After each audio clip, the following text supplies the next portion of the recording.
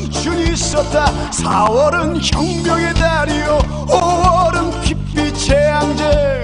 우리의 찬란한 6월은 어디로 갔을까. 더 이상 욕하지 마라. 더 이상 욕되지 마라. 우리의 순결한 안녕하세요 망치부입니다. 광야의 꿈님, 김이662님, 허니74님, 착한 여우님 감사합니다. 푸른군뱅이님 감사합니다. 푸른군뱅이님 진짜 다시 감사드려요. 사탕114님, 연세밀크님 감사합니다. 저한테 보내주셨던 그 공진단 150알을 제가 아끼고 썼다가 이번에 굉장히 몸이 안 좋았는데 그 공진단 먹으면서 일어났습니다. 네, 오늘 컨디션 아주 좋습니다. 네, 걱정들 하지 마시고.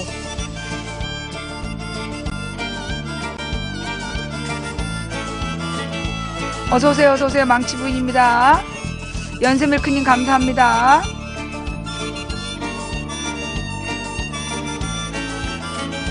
네. 150알이었지 아니야 50알이었나 150알이었나 무지 많이 보내주셨네 하여튼. 예, 사탕님 감사합니다. 예, 그 공진단이 대통령들 먹는 옛날에는 황제가 먹었던 보약이라는데, 예,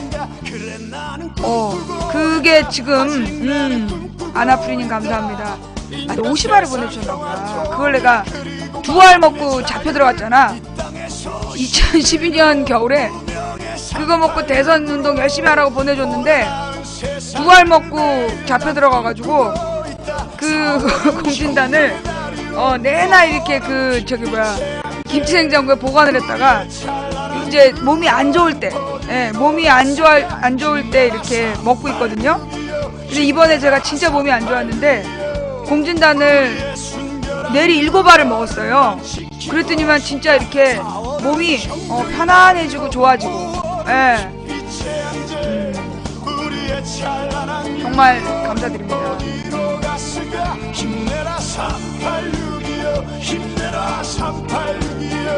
그게 대통령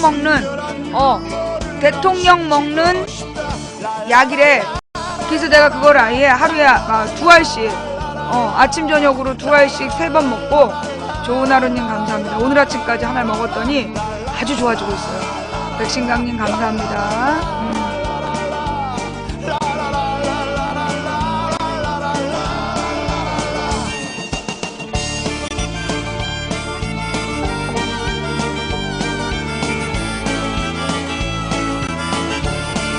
네, 진짜 너무 고마웠어요. 아니 근데 진짜 이게 이 공진단이 약효가 다 다르대요. 근데 이제 신한누리님 감사하고요. 우리 푸른곰뱅이님이 보내주신 거는 정말 왜 그 작년에 돌아가신 암 걸린 저의 선배, 친구랑 결혼해서 살다가 이렇게 돌아가신 선배님이 이제 암이 증상이 너무나 온몸에 퍼져가지고 갑자기 몸이 이렇게 다운되는 거야. 그 이제 뭐 온몸이 얼어 들어가는 온몸이 얼어 들어가는 그 증세가 오면 그 오한을 견딜 수가 없어서 너무너무 괴로워했어요. 근데 그때 이제 제가 같이 이제 여행을 가면서 제가 먹으려고 공진단을 싸갖고 갔는데 그거를 하나를 딱 까서 드렸더니 금세 몸이 다시 온기를 찾더라고. 예. 예, 광야의 꿈님 감사합니다. 그래서 정말 이게 좋은 약이구나. 그거를 제가 진짜 느꼈거든요. 네. 근데 제가 지금 이제 몸 상태가 너무너무 안 좋았는데 공진단 남은 거를 이제 거의 다 먹으면서 한 10알 정도를 남겨놨다가 제가 7알을 먹었어요. 그래서 지금 몸이 굉장히 좋아져. 지금은 이제 어저께하고 좀 다르잖아요, 얼굴이? 사브리님 감사합니다. 한 7알 정도를 먹었더니 이제 좋아지더라고요. 그러니까 처음에는 2알 먹어도 한 몇 시간 지나면 또 아프고 그랬거든요. 근데 이제 3일 꼬박 먹고 오늘 아침 하나 먹었더니 아우 진짜 좋아요. 예. 하여튼 예, 마자심스님 감사합니다. 이거 녹화를 했어야 됐는데. 어제보다 좋아 보이죠? 다시 우리 녹화할게요.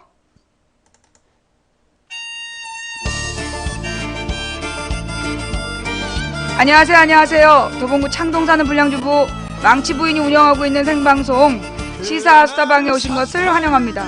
반갑습니다. 감사합니다. 어서 오세요. 바깥에 날씨가 너무 무슨 죽음의 도시 같은 그리고 막 날이 맑았다 흐렸다 막 그 해 떴다 태풍 불고 막 그러고 있죠 지금. 광야의 꿈님, 오리나무님 감사합니다. 그래서 원래 봄이 변덕의 계절이에요. 변덕의 계절. 예.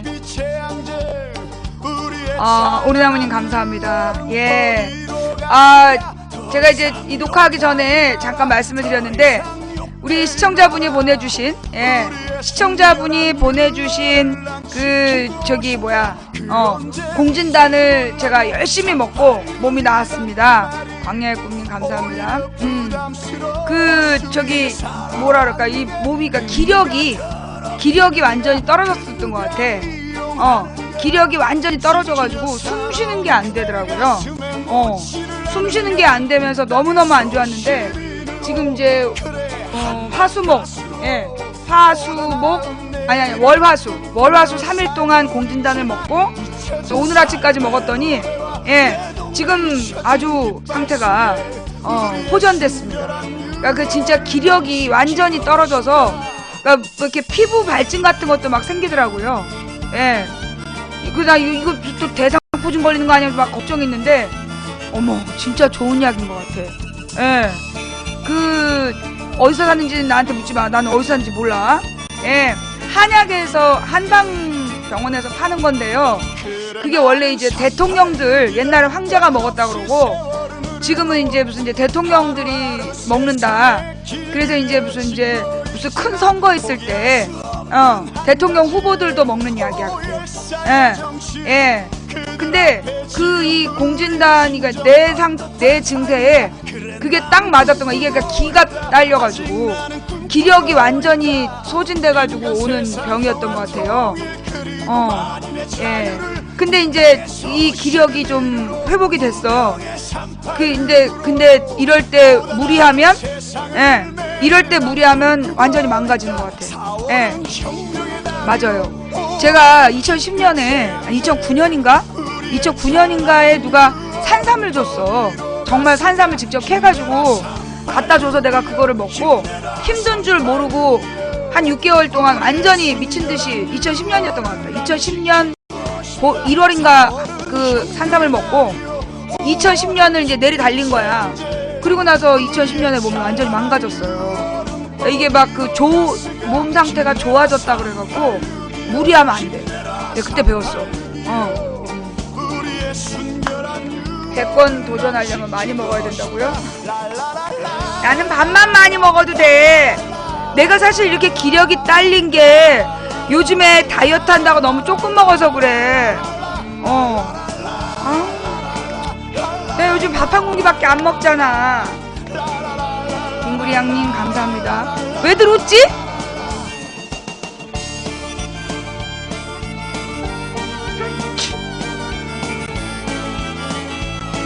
어서 들어오세요. 망치분입니다. 예.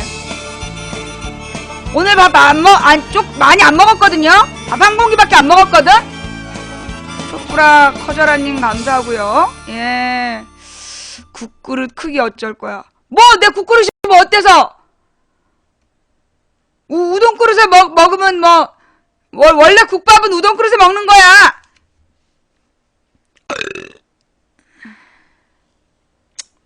기분 나쁘게 자, 중요한 공지사항이 있습니다. 예, 중요한 공지사항. 우리 신랑이 요즘에 선거운동 하느라고, 다인94님 감사합니다. 우리 신랑이 선거운동을 하느라고 너무 바빠요. 지금, 새벽에 나가서 밤늦게까지 선거운동 하느라고 결국 이제 돌아다니면서 사람들한테 인사하고, 그러니까, 1분에 몇십 명을 만나느냐에 따라서 이 사람이 이제 지금 선거운동이 달려있는데, 우리 시청자들이 자꾸 전화를 하는 거야, 지금. 우리 시청자들이 전화해가지고, 막 내 건강 문제나 내 방송에 대한 이야기를 자꾸만 신랑을 붙들고 막 전화도 안 끊고 몇십 분씩 한대. 근데 어제부터 전화 받지 말라 그랬어요.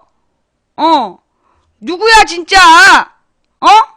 아니 그 망치 부인을 진짜로 아끼면 망치 부인 전화에다가 하면 될 것이지. 왜 그 우리 신랑한테 전화를 해가지고 어? 아 선거운동하고 있는 사람하고 바빠 죽겠고 그 시간이 그 1분이 여삼주 같은 사람한테 그 저기 선거운동인데 선거운동 지금 시작한 거예요. 예비 후보들은 다 선거운동 해요. 예. 근데 매일매일 전화를 해가지고 그렇게 저기 몇십 분씩 전화 안 끊고 그러면 어떡하라는 말이야. 아니 나한테 할 말씀 나한테 하면 되지. 그 우리 신랑이 무슨 망치부인 간호사도 아니고 그 바빠 죽겠는 사람을 붙들고 그러시면 어떡해요. 그 우리 팬들 중에서도 자꾸 우리 신랑한테 전화하시는 분들 계시는데요. 제가 분명히 얘기합니다. 우리 방송 시청자라고 우리 신랑한테 전화하시는 분들 내가 전부 다 고소할 거예요. 에? 우리 방송과 관계된 나와 관계된 얘기는 나한테 하세요. 그 왜 우리 신랑 바쁜 사람인데 그 전화번호를 공개한 이유는 서울 시민들 시정으로 무슨 민원 고발할 게 있다든가 이런 용도로 공개하는 거지. 나의 방송 관련해서 전화하라고 있는 번호가 아니에요.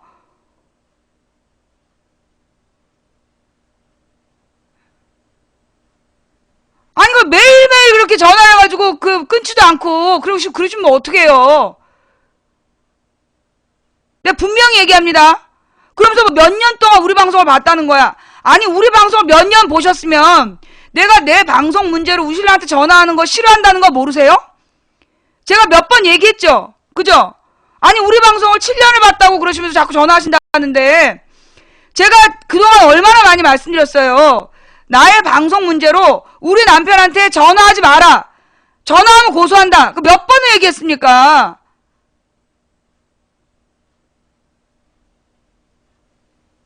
그 저기 신랑한테 또 한 번 전화하시면요. 내가 어저께도 누구냐 번호를 대라.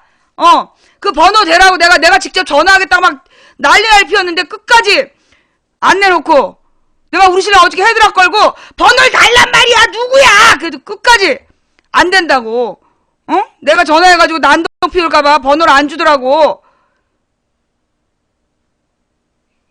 내 이 마지막 경고예요. 예. 내가 전화해가지고 직접 따질라 그랬더니 우리 신랑 끝까지 전화번호를 안 주는 거야. 아니 저기 언제야? 전화를 했는데 계속 통화 중인 거야. 내가 우리 신랑한테 전화를 했는데 왜 이렇게 전화가 통화 중이냐?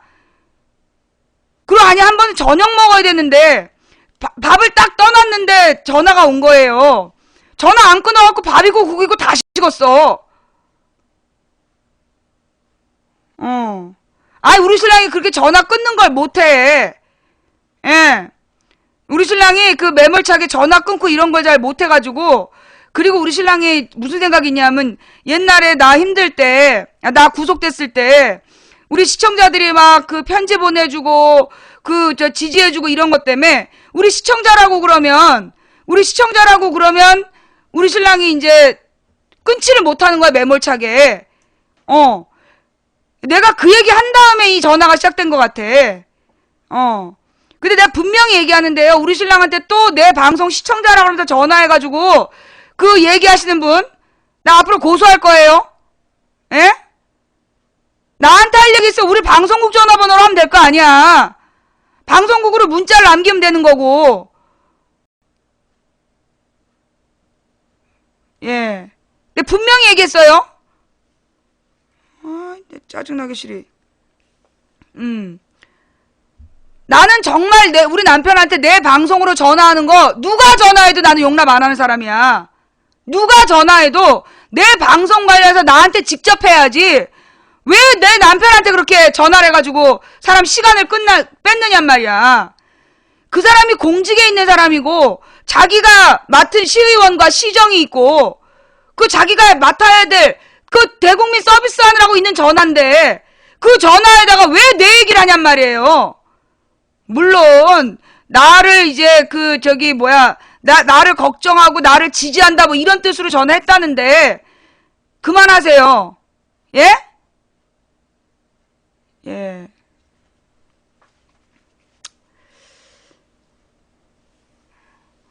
그래서 내가 한번 분명히 얘기하는 거고요.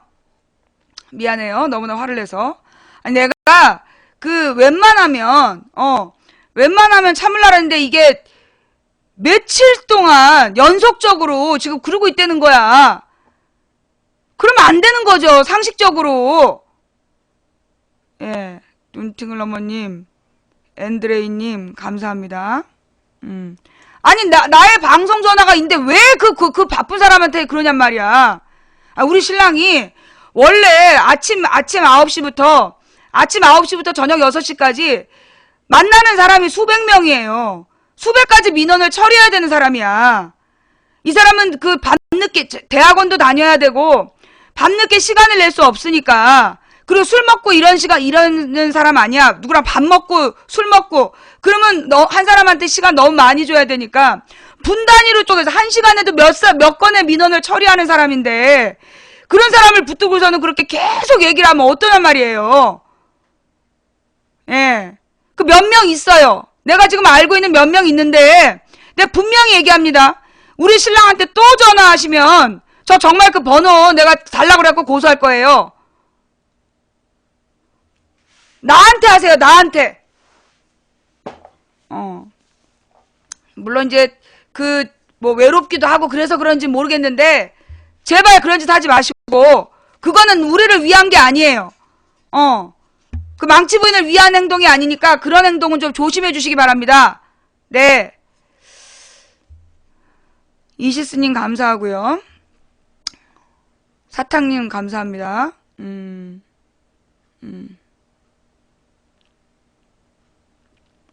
하여튼 근데 내가 이제 어저께는 우리 딸 때문에 제가 방송 시간을 바꿔야 될 것 같아요. 매일 낮 2시에 방송을 했는데 앞으로는 제가 1시에 시작해야 될 것 같아요. 1시에 시작해서 늦어도 5시에 끝내는 걸로 1시에 시작해서 5시에 끝내는 걸로 앞으로 조정을 해야 될 것 같아요. 왜 그러냐면 어저께 내가 방송을 하다 보면 우리 딸이 이제 혼자서 대충 아무거나 먹고 학원을 갔었어. 예.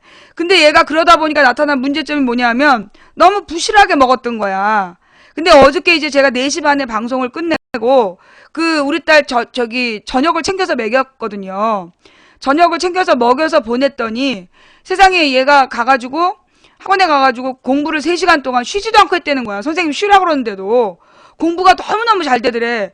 중요한 건 수학이었다는 거야.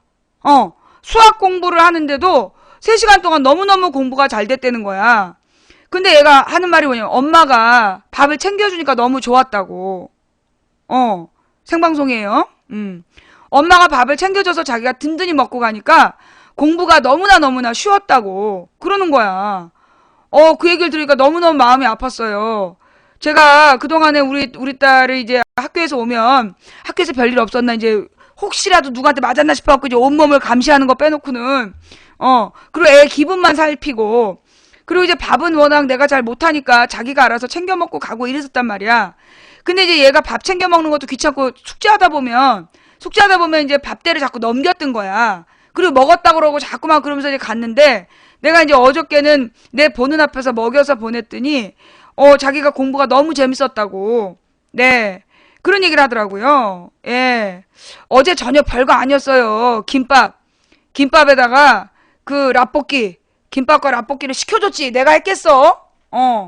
근데 이제 정식으로 이렇게 밥과 반찬을 먹으니까 우리 딸이 이제 충분히 많이 먹고 그리고 갔어. 내가 해주면 어떻게 되겠어. 예. 근데 보니까 이제 우리 딸내미가 또 그런 얘기를 하는 거야. 사탕1214님 감사합니다. 자기는 요즘에 공부가 너무 재밌다는 거예요. 요즘에 공부가 너무너무 재밌대. 그리고 자기 학교 선생님들이 다 좋다는 거야. 그러면서 국어는 이래서 좋고 수학은 이래서 좋고 영어는 이렇게 분반을 해서 공부를 하는데 자기가 처음에 A반을 골랐다가 선생님 다시 뽑으라 갖고 C반을 골랐는데 C반이 제일 잘 가르치는 선생님이 됐다는 거야. 그러면서 그러니까 자기가 자기의 선생님들에 대한 긍정적인 면들을 쫙 나열을 하는 거야. 연두선암님 감사합니다. 그러면서 너무 공부가 재밌다는 거예요. 그러면서 기술도 재밌고 기술도 재밌고 과학도 재밌고 뭐 사회 선생님은 정말 짱이고 영어 선생님 제일 잘 가르치고 수학 선생님은 기초를 튼튼히 해주시고 그러면서 선생님을 너무나 이렇게 좋게 얘기를 하는 거예요. 그럼 한 선생님이 편찮으시대. 사고를 당해서 이제 딱 설명하실 때 요점을 딱 집어서 설명을 못 하시는 면이 있지만 자기는 자습으로 자기가 이제 읽고 자습하면서 찾아봐서 보충으로 충분히 그 수업을 할 수 있다. 그러면서 그 선생님이 참 착한 분이다. 그런 얘기를 하더라고요. 예. 그러면서 이제 우리 딸내미가 성격이 너무 근사한 것 같아. 우리 딸이 성격이 아니 중3 아이가 자기 선생님들이 그렇게 다 마음에 든다라고 얘기하기 힘들지 않아요? 내가 애들 가르쳐봐서 아는데 옛날에 몰라 지금은 좀 시절이 변해서 그런지 몰라도 애들이 자기네 학교 선생님들 되게 싫어하거든요. 내가 이제 가외 선생이라 그랬는지 몰라도 애들이 학교 선생님들 되게 무시해요. 되게 무시하고 수업 시간에 제대로 안 하는데 얘는 이제 그 영어 수학만 그 집 앞에 있는 작은 학원을 다니고 그리고 이제 나머지는 그 학교에다가 전적으로 의존을 하는데 근데 얘는 학교 선생님들을 너무 좋아하는 거야. 그러면서 학교에서 중요한 그 바탕은 다 가르쳐 준다. 중요하고 핵심적인 거를 튼튼하게 가르쳐 주는 건 학교라 그러면서 너무 좋아하는 거야. 그리고 학교 선생님들한테 질문하러 가면 학교 선생님들이 너무 좋아하신다고. 그래서 자기는 학교가 참 좋대. 정상이겠지? 그러면서 수업 시간에 자기가 배운 얘기를 하는 거야. 그러면서 막 이렇게 변형이 되고 막 내가 못 알아듣겠더라고. 못 알아듣는 얘기인데 뭐 이렇게 뭐 전류와 전압과 저항? V는 IR? 뭐 이런 거를 막 설명을 하면서 뭐 이게 이렇게 변화가 되고 이렇게 변화가 돼서 이렇게 되는 거라면서 너무 재밌어 하는 거예요. 그 설명을 하는 그 조잘조잘 얘기하는 그 딸을 보면서 너무 행복했어. 아, 이런 게 행복이구나. 그래서 이제 내가 그랬어요. 엄마는 네가 공부하는 기계가 되는 건 싫다. 재미있을 만큼만 공부해라. 저는 우리 딸한테 항상 그 얘기를 하거든요. 사탕1214님, 오리나무님 감사합니다. 네가 재밌다고 느낄 만큼만 공부해야지 힘들다고 느낄 만큼 공부하면 안 된다. 아나프리님, 아비트리즈님 감사합니다. 근데 얘가 그러는 거야. 자기는 그 엄마의 그 말이 너무나 충격적이었다고. 걔가 이제 중학교 1학년 때 내리 놀고 오매 법칙 그 얘기 하더라. 오매 법칙이야. 중학교 1학년 때 내리 놀고 중2 때 첫 중간고사도 개판을 쳐놓고서는 엄마 공부를 왜 해야 돼? 딱 그러는 거야. 그래갖고 내가 공부할 필요 없어. 공부는 억지로 하는 거 아니야. 그때 사람들은 왜 그렇게 공부하라 그래? 그러는 거야. 그래서 내가 그랬지. 아니 공부를 억지로 할 필요는 없는 거야. 네가 고3 때 정말 간절히 가고 싶은 과가 생겼을 때 그때 네가 딱 포기할 수 있는 용기만 있으면 공부 안 해도 되는 거라고. 그랬더니만 얘가 그러더라고. 그리고 나서 그 순간부터 갑자기 공부를 시작했어. 그날 딱 스마트폰을 꺼내다 놓고 그리고서는 내 투지폰을 가지고 갔어요. 그리고 나서 그때부터 스스로 공부를 하기 시작을 해서 막 이렇게 그 노트 필기하고 막 이러면서 지내고 있는 거야. 예. 아니 나는 솔직히 그랬잖아요. 아니 그러니까 너가 고3 때 네가 간절히 가고 싶은 대학이 있는데 그때 네가 그걸 딱 포기할 수만 있으면 된다. 그러니까 공부를 하려고 억지로 너를 괴롭히지 마라. 그렇게 얘기한 뒤에 우리 딸이 변했어. 그래서 그전에는 영어를 공부하다가 숫자가 아주 애기 때요. 내가 숫자에 좀 약하잖아요. 숫자 동그라미 숫자에 약하고. 근데 우리 딸이 딱 그걸 닮은 거야. 그래갖고 어렸을 때 왜 이렇게 집에다가 무슨 그림판 붙여놓잖아요. 근데 뭐 국어, 그러니까 뭐 한글이나 영어나 무슨 동물이나 뭐 탈 것 뭐 이런 거 다 붙여놓으면 한참을 앉아서 그 애기가 거기서 옹알옹알 놀아. 막 기기 시작할 때 막 그림판 하나마다 가가지고 뭐 엉덩이를 흔들고 막 박수를 치고 막 혼자 놀아. 근데 딱 숫자판이 오면 딱 그 기저귀를 해놔서 엉덩이가 커다랗잖아. 딱 돌아서가지고 이제 돌아가지고 기어서 가는 거야. 숫자 없는 대로. 숫자를 너무 싫어했어요. 아주 기저귀 찼을 때부터. 그러더니만 초등학교 때도 수학이 제일 싫다는 거야, 자기는. 수가 너무 싫대. 그거 뭐라 그래. 그래서 우리 그냥 그러려니 했지. 어쩔 수 없다. 아니, 기저귀 찼을 때부터 싫다는데 그걸 억지로 어떻게 시키냐 해서 안 시켰어. 근데, 그랬는데 얘가, 이제 중학교 2학년 때, 작년에 어떤 좋은 선생님을 만났지. 우리 학교 선배님이신데, 이제 전문 가외를 하시는 분이야. 그러니까 우리 딸이 수학을 너무 싫어해서 수학에 흥미만 좀 붙여주세요. 그러면서 그 선생님한테 부탁을 했더니, 이 선생님이 이제 딸한테 격려해주고, 수학이 재밌다라는 것을 가르쳐 주신 거야. 그러면서 이번에 이제 아이를 입양하시는 바람에 우리 아이를 못 가르치게 돼서 집 앞에 있는 상가 학원에 보내게 됐는데, 얘가 그 뒤로 수학이 재밌다는 걸 느낀 거야. 그러더니만 이제 수학 공부도 자기가 할만하다. 그래갖고 어저께는 선생님이 이제 그만 쉬어라. 왜냐면 애가 쉬어야 선생님도 쉴 거 아니야. 근데 얘가 계속 안 쉬고 그냥 해버린 거야. 3시간을 선생님이 꼬박 붙들려 있다가, 딸이 왔다고 그러더라고. 그리고 이제 보통은 이제 이 학원을 애들이 이제 일부러 좀 늦게 가잖아요. 민기적 이렇게 늦게 가잖아. 근데 얘가 어느 날은 원래 7시에 가는데 5시에 나가는 거야. 너 어디 가니? 그랬더니, 자기가 오늘은 선생님한테 뭐 좀 물어볼 게 있대. 그래가지고 이제 학원 선생님이 아마 지나가는 말로 그 앞타임에 수업이 있는데 혹시 궁금한 게 있으면 일찍 와서 질문해도 좋다라고 얘기를 하셨나 봐. 선생님이 지나가는 말로. 근데 얘가 그것을 듣고 매일 5시에 간 거야. 그러니까 5시에 계속 가는 거야. 가가지고 이제 선생님한테 자기가 모르니까 자기 기초를 좀 도와달라. 그래가지고 다른 반 수업하는데 떡하니 앉아가지고 선생님을 막 괴롭힌 거야. 그래서 이제 선생님이 이제 시간 맞춰 오라고 그랬대요. 근데 얘가 그렇게 하기 시작하더니만 다 재밌대. 과학 선생님이 너무너무 웃기고 재밌고, 생물 선생님도 정말 재밌고, 기술 선생님도 재밌고, 컴퓨터, 스포츠 선생님도 재밌고, 모든 선생님들이 다 재밌대, 자기는. 국정원 특검뿐인 감사합니다. 그래서 내가, 근데 중요한 거는요, 저는 우리 딸한테 공부하란 소리를, 너 공부 안 해? 이런 말 한 번도 안 했어. 지금까지 내가 우리 딸한테 너 왜 공부 안 하니? 그런 말 한 번도 안 했어요. 거짓말 안 하고. 나는 우리 딸이 어린이집 다닐 때, 어린이집 친구들이 만 24개월짜리 애들이 이제 한글 공부를 했던 거야. 그러니까 어느 날 얘가 20개월인데, 엄마, 우리 집에는 왜 한글 선생님이 안 와요? 그런 거. 뭐? 그랬더니, 친구네 집에는 한글 선생님이 오신대요. 그러면서 한글 선생님을 불러달랬어.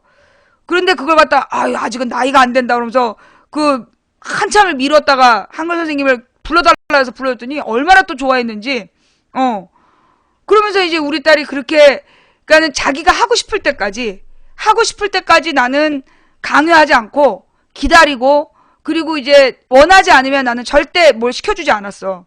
근데 하겠다고 그러면 전폭적 지원을 해주고, 그리고 이제 수학 공부를 자기가 하기 시작했을 때 수학은 이렇게 매일 정확한 몇 문제씩이라도 꾸준히 푸는 게 실력의 바탕이 되는 거다.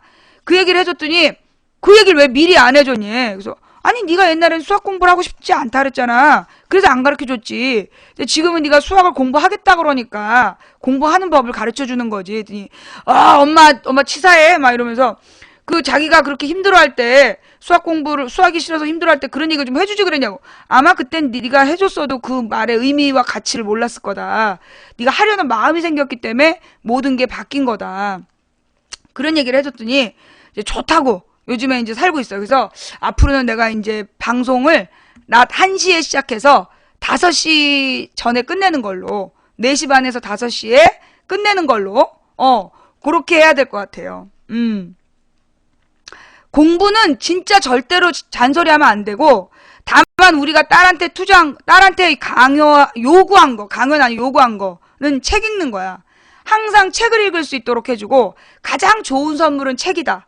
그래서 이제 책하고 친해질 수 있는, 그래서 어렸을 때부터 책을 읽게 하고, 자기가 책을 통해서 그 지식을 스스로 찾아가게끔 했어요.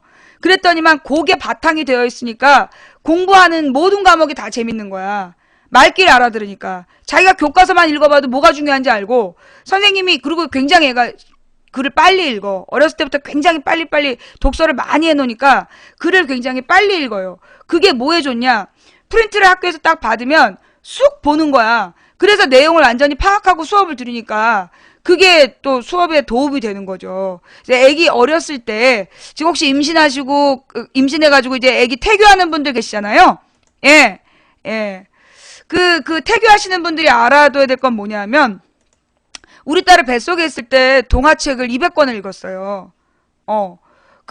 뱃속에 있을 때, 애기 태동이 딱 느껴질 때부터 동화책을 사가지고 읽어줬어. 그래서 내가 100권을 읽어주고, 아빠가 100권을 읽어주고, 그러면서 그 동화책의 그림을 설명을 해줬어. 뱃속에 있는 애기한테, 어머, 여기는 초록색 나무와 초록색의 검정색인가? 감색인가가 섞여 있는 나뭇잎 색깔이 있네? 어머나, 이 과일 색깔은 이런 게 있네? 막 이러면서 그림을 설명해 주면서 동화책을 읽어줬어요. 그거를 이제 그 뱃속에 있을 때부터 그렇게 했고, 그러니까 이제 태어난 다음에도 못 움직이잖아, 애기는. 못 움직일 때도 아빠가 책을 읽어줬어. 예. 못 움직일 때도 아빠가 책을 읽어주면서 딸한테 이제 항상 애가 10살이 될 때까지 매일 밤 동화책 읽어줬어요. 그리고 이제 스스로 아이에게 책을 계속 볼 수 있도록 책을 많이 사주고, 그리고 나중에 책값을 도저히 감당 못해갖고 어린이 도서관을 지었지. 어린이 도서관을 지었더니 얘가 그 도서관의 책을 거의 다 읽어버리는 바람에, 이제, 근데 그렇게 해서 책을 자꾸만 접하게 했던 것들이, 얘가 이제 자기가 어느 날 결심했을 때, 내가 이제 공부해야 되겠다라고 결심했을 때, 그 책을 읽었던 습관이, 그게 이제 도움이 되는 거예요. 물론 이제 그러려면 엄마 아빠가 책을 좋아해야 돼. 보면 엄마 아빠는 책 안 읽으면서 애한테만 책 읽으라 그러고, 엄마 아빠는 막 아싸 막 고스톱하면서 애들한테 공부하라 그러고 책 읽으라 그러잖아. 그러면 안 돼. 우리는 이게 거실도 이렇게 꾸며놓은 게, 내가 책 읽고 있으면 딸도 와서 책을 읽고, 네가 TV 보고 있으면 TV 보고 있으면 딸도 TV를 봐요. 그래서 엄마가 뭐 하는 거를 애가 따라하는 거야. 근데 우리 딸이 아주 아기 때 이제 보행기를 탈 때 우리 신랑이 학교에서, 직장에서 딱 돌아오면 저녁 6시에 칼퇴근한 다음에 애를 손도 못 대겠어, 내가 이제 아침에 신랑 집에서 나가면 6시까지 꼬박 내가 한 9시간 동안을 온전히 내가 딸하고 노는 거야. 근데 딸이 이제 남편이 딱 돌아오면 딸을 만지지도 못하게 했어. 당신은 당신 하고 싶은 거 해. 그래가지고 이제 할 게 없잖아. 그래서 성경을 공부했어.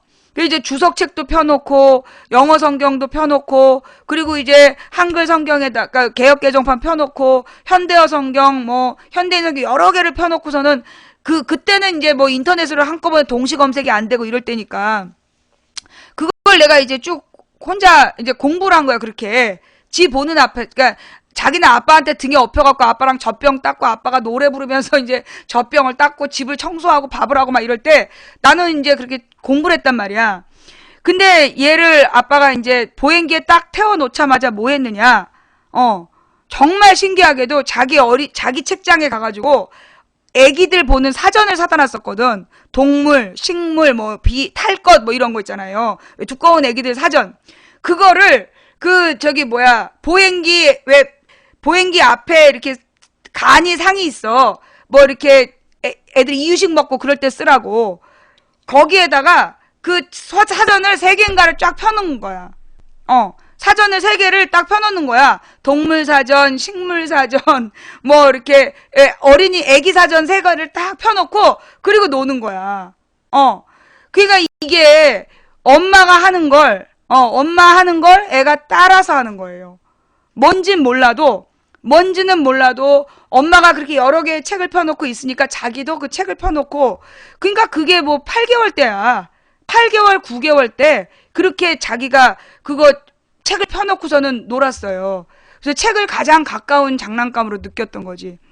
그래서 우리 딸이 공부를 잘한다는 얘기가 아니라 일단 성격이 좋고 긍정적이고 공부에 대한 마음이 생겼다는 거지. 공부를 하고 싶은 마음이. 근데 그렇게 될 때까지 중요했던 건 뭐였냐면 보채지 않고 다그치지 않고 그리고 막 강요하지 않고 그리고 스스로 느낄 때까지 기다렸다는 거.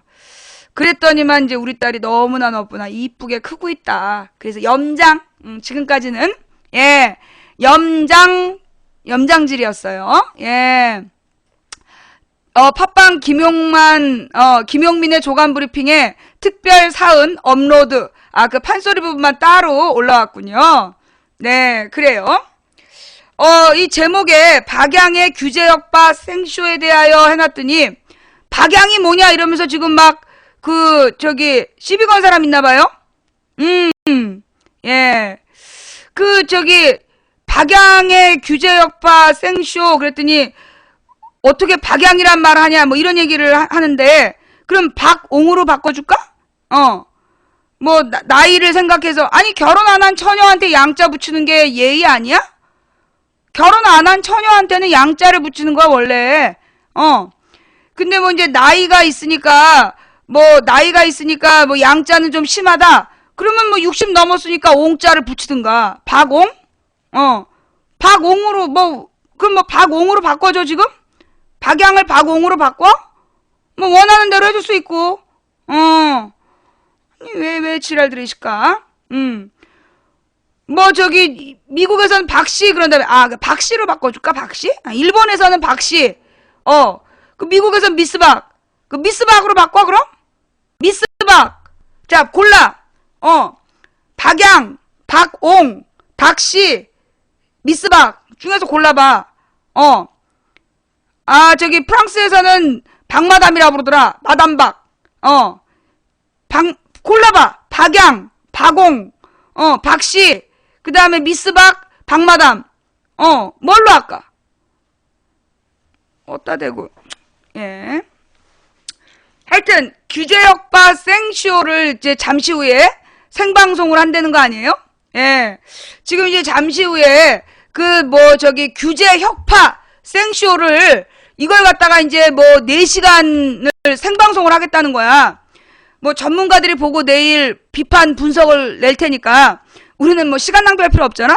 어차피 보니까 이게 엊그저께인가 하려고 했던 거야. 며칠 전에 하려고 했다가 보니까 아마 이렇게 대사를 다 못 외웠나 봐.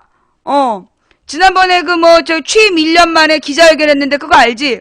취임 1년 만에 기자회견 하면서 질문지 미리 다 이렇게 짰잖아. 질문 5개를 전부 다 이렇게 짜가지고 질문을 했는데, 이제 형식적으로 손을 들고 이제 순서에 맞게 시켜야 되는데, 이정현이가 실수로 3번 질문할 애한테 2번에 지목을 한 거야.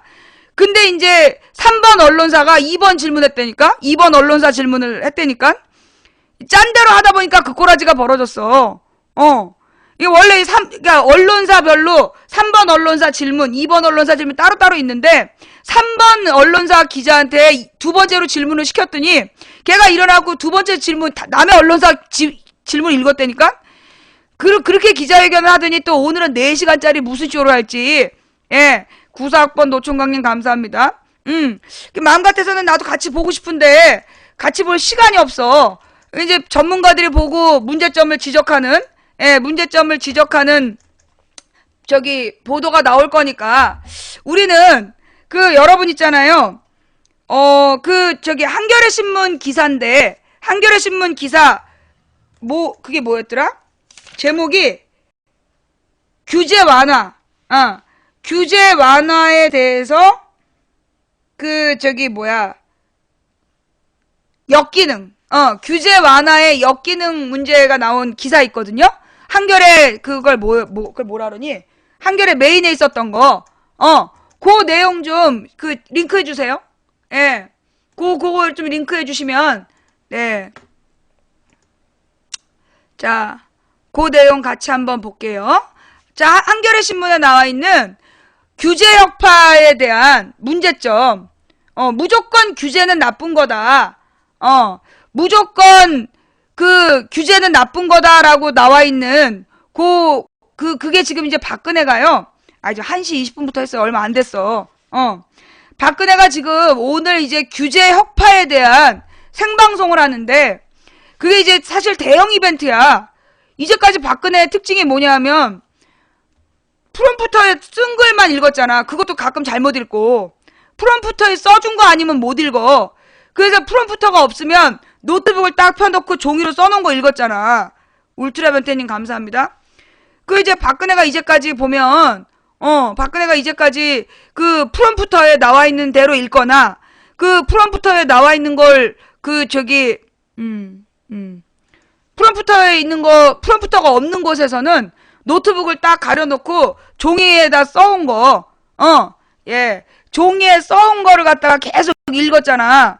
근데 이번에는 생방송으로 읽지는 못할 텐데, 생방송으로 못 읽으면 어떻게 하겠다는 건지, 이거는 이번 거는 그럼 조연 배우가 중요한 거지. 이제, 어떤 내용으로 서로 주거니 받거니를 할지, 아니면 일방적으로 또 그 엄청난 걸 몇 시간 동안 읽고, 그 다음에 거기에 대해서 형식적 질문을 할지는 잘 모르겠어요. 그 전문가들이 보고 내일 분석 기사를 내올 거다라고 생각하면서, 우리는 일단, 지금 박근혜 정부가 규제 완화를, 이 규제라는 것을 암덩어리다, 원수다, 그렇게 하고 있단 말이야. 근데 정말 규제가 암덩어리일까? 요거, 묻지마 규제 완화, 시장 오작동 부른다. 그 내용으로, 한번 얘기할게요. 대출 완화가 부른 대형 사고, 규제 풀기 전 폐해 먼저 따져봐. 10만 명의 피해자를 양산했던 저축은행 사태도 대출 규제를 완화해서 나온 결과였다. 규제를 풀기 전에 그 폐해가 뭔지 먼저 따져봐야 된다. OECD도 규제를 관리함으로써 합리성을 추구하고 있다. 요게 이제 오늘 아침 그 한겨레 일면 기사인데, 박근혜 대통령이 주재하는 규제개혁 장관회의 겸 민관 확대 규제개혁 점검회의가 20일 오후 청와대에서 열린다. 회의에는 중소기업인들을 위주로 40~50명의 기업인과 민간 전문가, 관계 장관 등 총 140여 명이 참석해 오후 2시부터 2개 세션으로 나눠 약 4시간 정도 끝장 토론 형식으로 진행될 예정이다. 회의 전 과정은 생중계될 예정이다. 앞으로 이어질 강력한 규제 완화 드라이브를 상징하는 보기 드문 행사인 셈이다. 규제 완화 역기능 사례. 그러니까 이제 규제라는 것을 제가 이제 며칠 전에 그 얘기 했잖아요. 며칠 전에 이 규제 완화라는 말의 역사적 배경 기억나세요? 예. 규제 완화라는 말이 어디서 나온 표현인가. 그래서 이 고전 자유주의 경제학, 그 다음에 수정자본주의, 그 다음에 신자유주의. 그러면서 이 신자유주의의 핵심이 공기업 민영화, 규제 완화, 복지정책 축소, 이런 내용이다. 그거 설명했던 거 기억나죠? 네. 거기서 이야기하는 규제 완화가 박근혜가 지금 추진하고 있는 규제 완화예요. 그럼 이 규제라는 게 뭐냐? 불필요한 규제도 있다라고 이야기를 하는데, 불필요한 규제도 있겠죠. 그러나, 실제로 이 규제라는 것은 원래는 대기업이, 그러니까 경제적 강자가 독식하는 걸 막기 위해서 규제가 생긴 거야. 모든 규제는 경제적 강자의 독주를 막기 위한 자유로운 시장 경제는 경쟁이 가능한 구조에서 된다. 그래서 혼자 다 먹는 구조를 막기 위해서 소위 이 규제라는 것을 만들어낸 거란 말이에요. 근데 이제 신자유주의자들이 나타나가지고 그런 대기업의 규제가 경쟁력을 떨어뜨린다. 그러면서 이제 소위 규제 완화를 외쳤던 거예요. 아니 왜 그러는 건데? 대전대가 뭐야? 대전대가 지금 텔레비에 대전대가 나왔어? 대전대가 나왔어? 너무너무하네? 내가 뭐라 그랬어?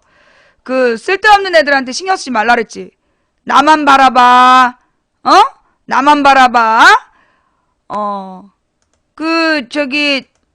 왜 박근혜 욕을 여기다 하고 그러니? 그래서 규제 완화의 역기능이 무엇인지, 오리나무님 감사합니다. 규제 완화의 역기능이 무엇인지 한번 볼게요.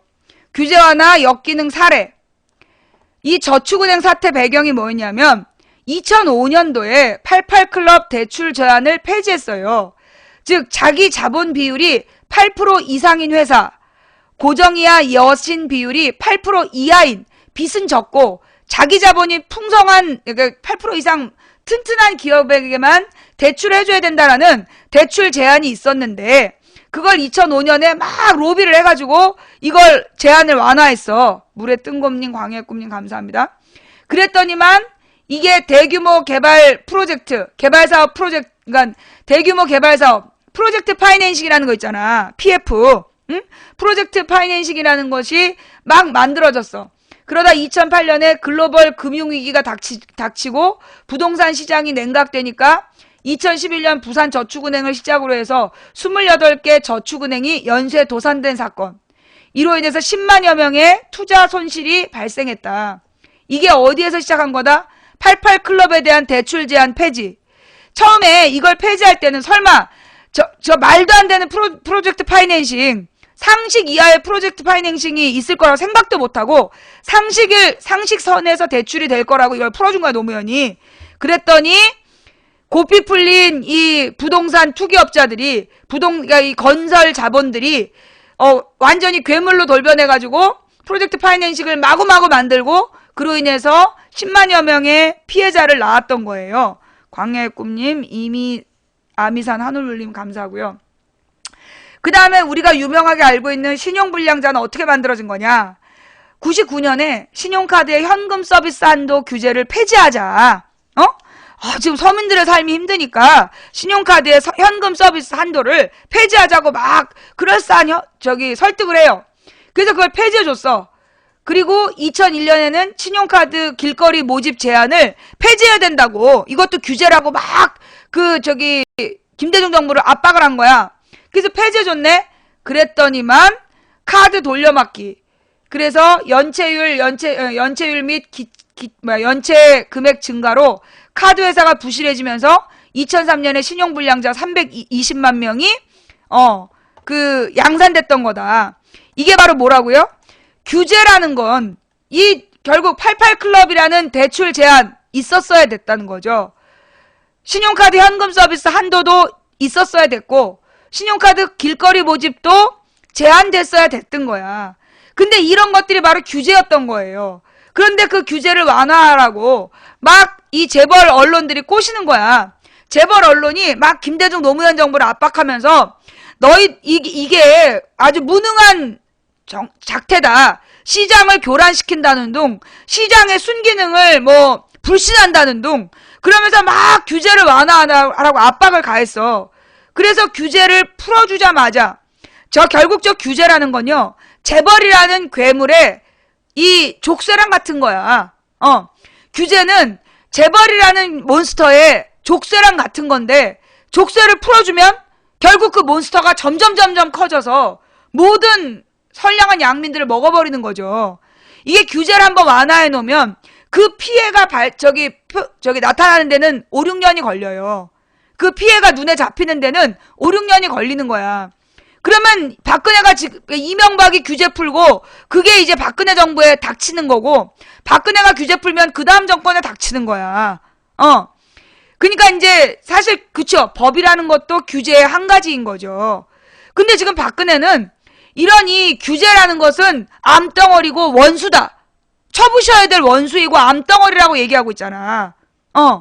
그럼 근데 박근혜가 그렇게 얘기하는 소위 규제 완화는 결국은 누구를 위한 규제 완화겠어? 소비자를 위한? 또는 중소기업을 위한? 봄봄봄님, 3살 어린 동생님 감사합니다. 결국은요, 저거는 대기업을 위한 규제 완화야. 대기업이 중소기업 피 빨아먹는 것을 허용해주는 규제 완화라고. 근데 그걸 갖다가 대기업을 위한 규제 완화라고 우리가 공격을 해야 되니까 몇몇 중소기업 기업인들을 오늘 들러리 세워가지고 몇몇 중소기업을 들러리 세워서 대기업을 위한 규제 완화가 아니라는 쇼를 하려는 거죠. 그런 쇼는 사악한 쇼예요. 그것은 정말 정직하지 못한 정직하지 못한 거짓말 쇼인 거죠. 예. 이 기사를 마저 읽어보도록 합시다. 이 회의는 애초 17일 예정됐다가 박 대통령이 회의 전날 민간 참여를 확대하라고 지시하면서 한 차례 연기된 바 있다. 그러니까 조연이 더 필요했던 거죠. 엑스트라가. 박 대통령은 최근 불필요한 규제를 암덩어리, 쳐부숴야 될 원수라는 자극적인 말로 규제 완화를 역설했다. 경기 활성화에 대한 정부의 의지를 강조하고 동시에 관료사회의 긴장감을 불어넣는 계기로 규제 완화를 활용하겠다는 모양새다. 규제 완화 드라이브의 주된 대상은 경제 규제가 될 것으로 보인다. 박 대통령은 손톱 및 가시 등의 표현을 통해 기업 활동에 제한을 주는 규제를 철폐해야 한다고 강조해왔다. 특히 정부는 사전 규제 등 원칙적 금지 규정들을 원칙적 허용, 예외적 금지의 네거티브 규제 방식으로 바꿀 것으로 예상된다. 그러니까 원칙적으로 못하게 되어 있는 것들을 원칙적으로는 허용하고 상황에 따라 금지시킨다라는 그런 전략으로 바꾼다는 거야. 부동산 및 주택 경기 활성화를 위해 입지 규제도 대거 풀 것으로 보인다.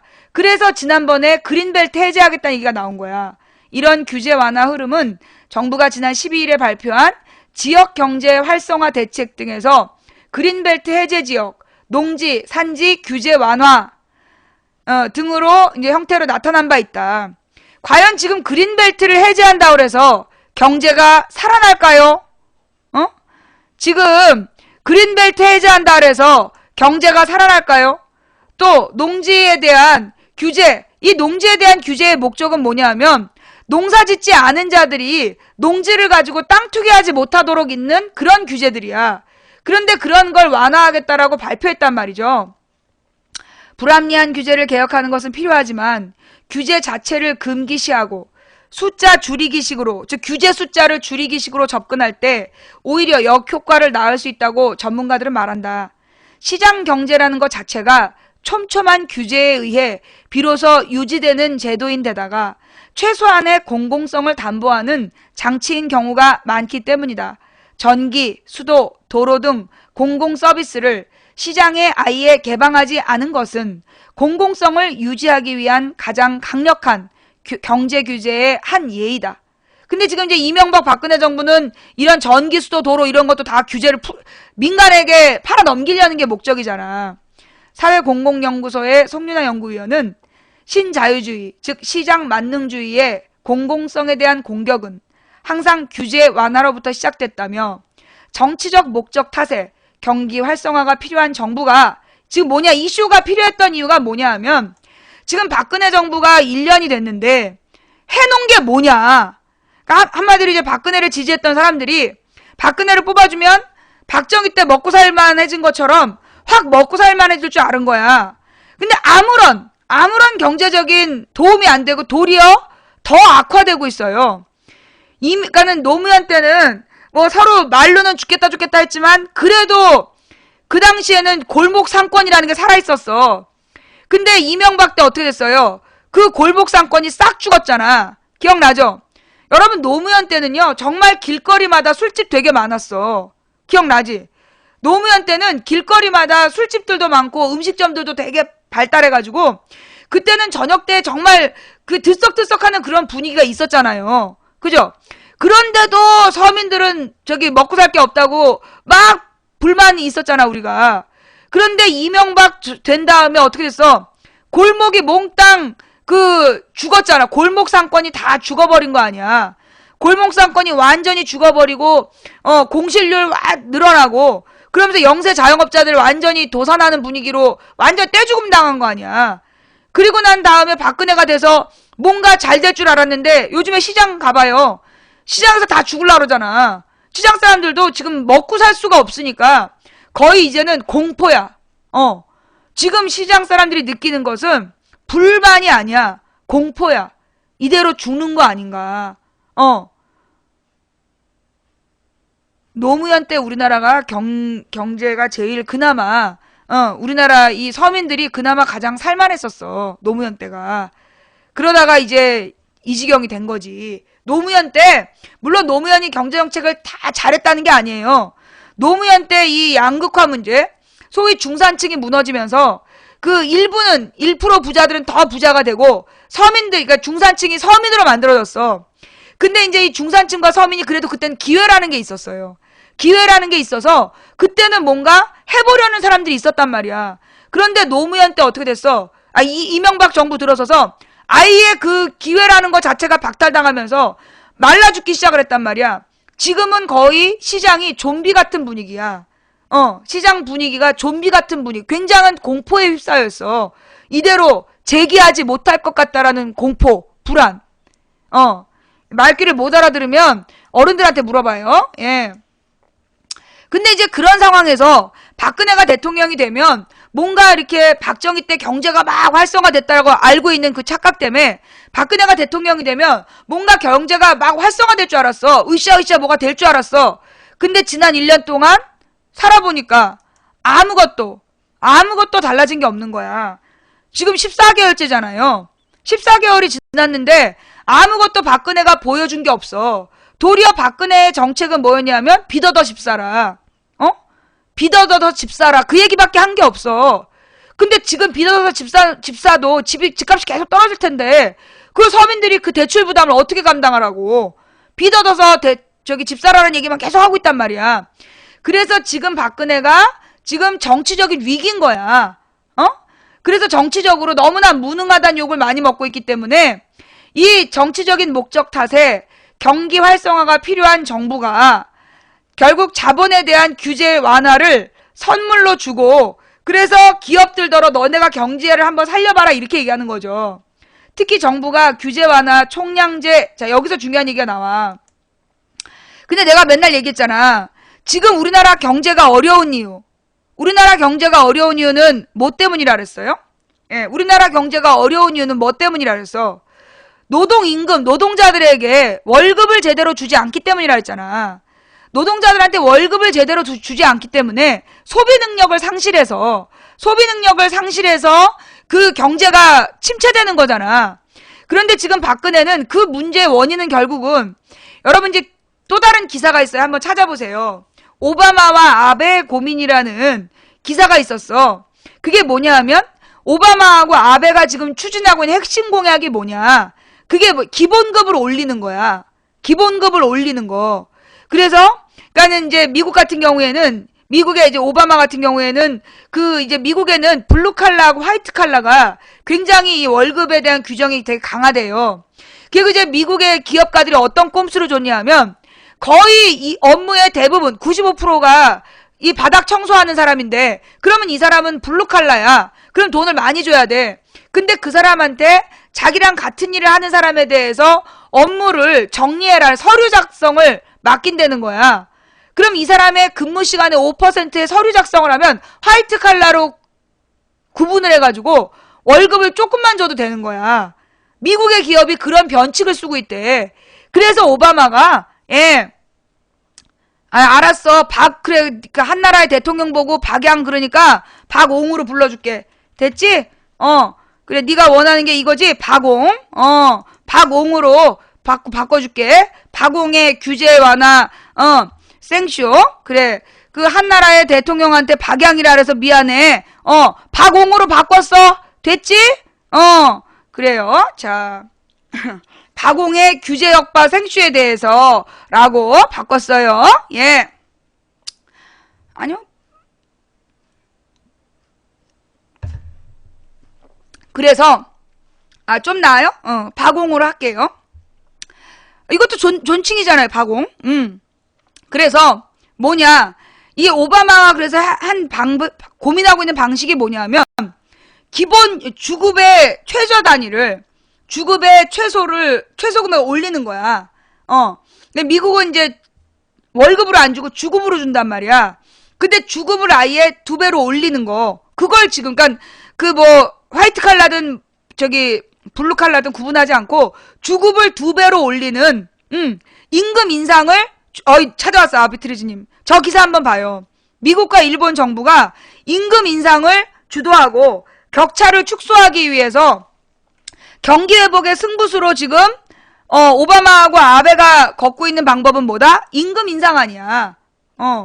근데 우리 박홍은 우리의 박홍은 이 규제 완화로 방향을 잡았다는 거죠. 예. 미일 정부가 임금 인상 주도, 격차 축소, 경기 회복의 승부수. 정부가 임금 인상을 주도한다는 거야. 예. 정부가 선동 제대로 당했어? 그건 선동이 아니라 감동이야. 가르쳐줘서 네가 알게 되면 그게 감동이지 그게 왜 선동이야. 아니 뉴스 읽어주는데 왜 지랄을 하실까나? 예. 미일 정부가 임금 인상을 주도하고 있다는 얘기예요. 이 기사를 쭉 보면은 이제 오바마는 주급의 기본선을 지금에서 2배 정도로 올리는 첫째 주급 기준을 550에서 970달러 사이로 인상하는 것을 생각하고 있다. 라는 이야기이고, 그리고 이제 또 이제 아베 같은 경우에도 아베도 임금 인상 요구에 부응하려고 지금 이제 여기는 아예 기업한테 약속을 받아내는 거야. 월급 얼마를 올리겠다. 얼마씩 올리겠다는 약속을 기업으로부터 받아내고 있다는 거야, 아베는. 즉, 이 미국이나 일본 같은 경우에는 경제 문제를 해결하는, 경기 침체를 해결하는 문제는 임금 인상으로 해야 된다는 거 알고 있다는 거예요. 이게 언제 온 세계가 깨달았나? 2008년에 다 깨달은 거야. 2008년에 세계가 정리하기를 경제 문제를, 장기적 경기 침체를 해결할 수 있는 유일한 비법은 임금 문제다. 이제까지 신자유주의, 시장 만능주의에 맡겼더니 안 되더라. 재벌은 더 부자가 됐지만 실제로 소비 능력을 가진 다수의 서민이 소비 능력을 상실하면 경제가 망한다. 그걸 2008년에 다 깨달은 거야. 그래서 서민 중심, 임금 중심의 정책으로 돌아섰는데, 그래서 일자리 중심. 그래서 오바마가 집권해서 계속 주장한 게 뭐야? 제조업 육성. 제조업을 육성해야 된다는 얘기 들어봤죠? 그래서 한미 FTA를 맺은 다음에 이명박 데려다 세워놓고 이제 한미 FTA로 여기 디트로이트에 30만 개의 일자리가 생겼다라고 연설하는 거, 그 유명한 연설 있잖아. 그때 이명박 박수 쳤잖아. 한미 FTA로 미국의 디트로이트에서 일자리가 30만 개가 생기면 우리나라 30만 개가 사라진다는 얘기야. 근데 이명박 박수 쳤잖아요. 예. 그러면서 한미 FTA로 인해서 우리나라에 몇백조의 경제 효과가 일어나고 일자리가 늘어난다더니, 예. 디트로이트가 도시 이름이야. 미안. 디트로이트라는 게 뭐냐면 미국은 주로 이제 미국 굉장히 넓잖아요. 굉장히 넓은데 미국 사람들이 주로 어디 사냐 하면 이제 북아메리카 대륙이 이렇게 있어. 이렇게. 이게 남아메리카 대륙이고. 그러면 이 북아메리카 대륙의 가운데 이렇게 오데오라는 게 있어. 5개 커다란 호수가 있어요. 그 호수를 경계로 해서 캐나다하고 미국으로 나뉘어지게 돼. 그러면 주로 이제 미국의 유명한 보스턴이라든가 디트로이트라든가 그 깡패들 도시 시애틀은 아니고 시애틀은 서부고 시카고. 그러니까 이제 보스턴, 시카고, 디트로이트 그러니까 시애틀은 이쪽 서쪽에 서부해안 도시고, 그래서 미국의 이제 맨 처음에 유럽으로부터 이주해 온 사람들이 미국의 동부에서 살기 시작해요. 그 중에서 특히 이 오데오 연안이 철강석과 석탄이 풍부해서 산업화에 유리하다. 그래서 거기 공장이 막 들어서, 그래서 그 공장 중에서도 특히 자동차 공장이 최고였던 거야. 그래서 보스턴, 시카고, 디트로이트 이런 이제 그 산업 도시들이 그 오데오 주변에 있었어. 그 밑에 이제 뉴욕 같은 경우에 무역이라든가 세계 경제의 핵심 금융 자본들이 모이는 곳은 뉴욕.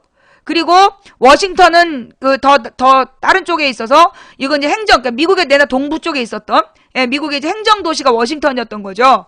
그리고 이제 저 밑으로 이제 마이애미가 있고, 그 다음에 마이애미 밑으로 이제 그 멕시코만 일대가 이제 텍사스. 그래서 이 텍사스 지역이 소위 이제 남부의 따뜻한 그 기온을 바탕으로 해서 휴양도시, 라고 이제 얘기됐는데, 이제 거기가 이제 소위 이제 실리콘밸리. 요 텍사스부터 시작해가지고 서부해안까지를, 이렇게 여기를 이제 실리콘밸리라 그래갖고, 이게 이제 신흥 산업, 좋은 좋은 날씨, 이런 걸 기본으로 해서 막 휴양도시 이런 개념으로 요 이제 실리콘밸리가 만들어지는 그게 이제 미국의 구조인데, 그래서 주로 경계선에 살아. 미국 사람들이 서부 해안, 동부 해안, 그 다음에 오데오 연안, 그 다음에 이 남부 시카고 일대, 그리고 나머지 중부 지역은 거의 사람들이 안 살아. 그리고 미국의 중부를 지나갈 때는 몇 시간을 가야 불빛 하나 있고 이런 식이에요. 그게 이제 미국이 그렇게 생긴 나라잖아. 근데 그 중에서 이제 이 보스턴이나 디트로이트나 시카고 같은 도시들은 구도시이고, 구도시에서 특히 얘네들은 이제 자동차 산업이 되게 발달했었는데, 이제 이 오일 쇼크 이후로 미국의 자동차가 안 팔리기 시작한 거야. 왜 안 팔렸냐? 미국의 자동차는 기본적으로 미국 자동차 한번 봐. 미국 영화에 나온 자동차 봐요. 엄청 커. 미국 자동차 앞부분 있잖아. 왜 그 앞에 범퍼 있는데. 미국 자동차 앞 범퍼가 미국인들이 가장 좋아하는 자동차가 그래. 로망이. 그래갖고 그 앞 범퍼에다가 뭐 저기 담요 깔고 거기서 이제 달빛에 샴페인 마시다가 거기서 이제 붕가붕가도 하고 그러고 돌아오는 게 이제 미국인의 꿈이잖아. 그러니까 거의 뭐 침대 같은 게 앞에 달려 있는 거야. 침대만한 게. 그리고 아니면 이제 날 춥고 비 오면 이제 뒷자리에서 내가 뒷자리도 침대 같은 게 있는 거 아니야. 그리고 이제 뒷트렁크에다 시체 몇 개를 싣고 다녀야 되니까 뒷트렁크도 크잖아. 그리고 이제 뭐 이 폭도 어마어마해. 그게 가장 유명한 거. 미국에 엄청 큰 무슨 자동차가 있는데 그 자동차가 우리나라에 처음에 수입이 돼서 왔어. 근데 서울 시내를 못 다닌 거야. 왜? 이게 고가도로를 탈 때 고가도로를 이렇게 타야 되잖아. 근데 얘가 앞뒤가 너무 길어갖고 걸려. 앞뒤가 끌려가지고 고가도로를 못 탄 거야. 그래서 그 고가도로 없앤 거야. 그러니까 이제 미국 차의 문제가 뭐야? 너무 커. 너무 큰데 그 큰 차가 전부 다 기름이 엄청 들어. 미국은 산유국이니까 기름값에 신경 안 쓰고 이제 차를 만든 거야.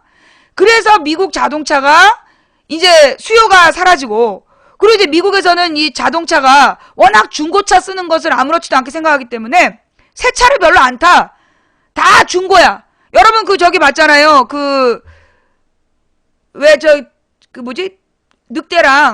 늑대랑 드라큘라랑 막 여자랑 삼각관계 하는 거. 아, 있는데. 반짝이 드라큘라하고 그 늑대하고 트와일라이트. 그렇지. 그 트와일라이트에 보면 이 반짝이 드라큘라하고 그 곰하고, 아니 곰이 아니라 그 늑대하고 어떤 여자를 좋아하잖아. 근데 그 여자 주인공이 타는 트럭이 그게 몇십 년 된 거잖아. 첫 차인데 생애 첫 차를 수십 년 된 트럭을 사주잖아요. 곰 말고 늑대. 미안해. 어제 곰 얘기 재밌었지. 제가 곰인데요. 어제 국정원에서 제가 곰인데요. 그 곰 얘기 재밌었지. 그걸로 지금 며칠째 웃고 있어. 뭐 망치 부인 남친 토로. 야, 남친이 왜 여보라고 불러? 이 변태 새끼야. 꺼져. 예. 하여튼 그래가지고 그 이제 거기 보면, 그러니까 그 사람들은요, 새 차를 갖는 게 아니라 생애 첫 차는 중고차야. 생애 첫 차는 중고차라고 생각해서 그걸 계속 돌렸어. 그러니까 미국에서 주로 영업사원들 나오면 중고차 판 사람들이야. 주로 중고차를 이렇게 판매하는 사람들. 새 차가 안 팔리는 거야. 그래서 미국의 제조업이, 미국의 이 자동차 공업 도시가 망한 거야. 그래서 이제 완전히 좀비들의 도시처럼 거의 도시가 이제 죽어가고 있었던 거야. 그런데 그때 오바마가 그래서 그 디트로이트라는 옛 공업 도시에 이명박을 끌고 가서 세워놓고, 그때 왜 이명박 거기 올라갈 때, 단상에 올라갈 때 그 저기 뭐야 그 우산 씌워주는 놈이 오바마만 씌워주고 저기 이명박 안 씌워줘가지고 막 머리 뒤로 꺾이고, 그때 거기 그거잖아. 그지? 이제 그런 도시에 이제 데리고 가가지고 이명박을 병풍처럼 세워놓고 오바마가 얘기한 게 뭐냐? 디트로이트에 일자리가 생긴다. 디트로이트에 일자리가 생길 거란 얘기를 막 했단 말이에요. 그게 뭐냐 하면 미국이나 일본은 이미 2008년부터 일자리 중심으로 바뀌었다는 거야. 일자리를 만들고 임금을 상승시키는 것이 그게 경제 활성화의 길이다 라는 걸 느꼈다는 거예요. 곰 같은 계획 이제 그만해. 또 읽고 싶잖아. 그만해. 아이 진짜. 한 번만 더 읽어줄까?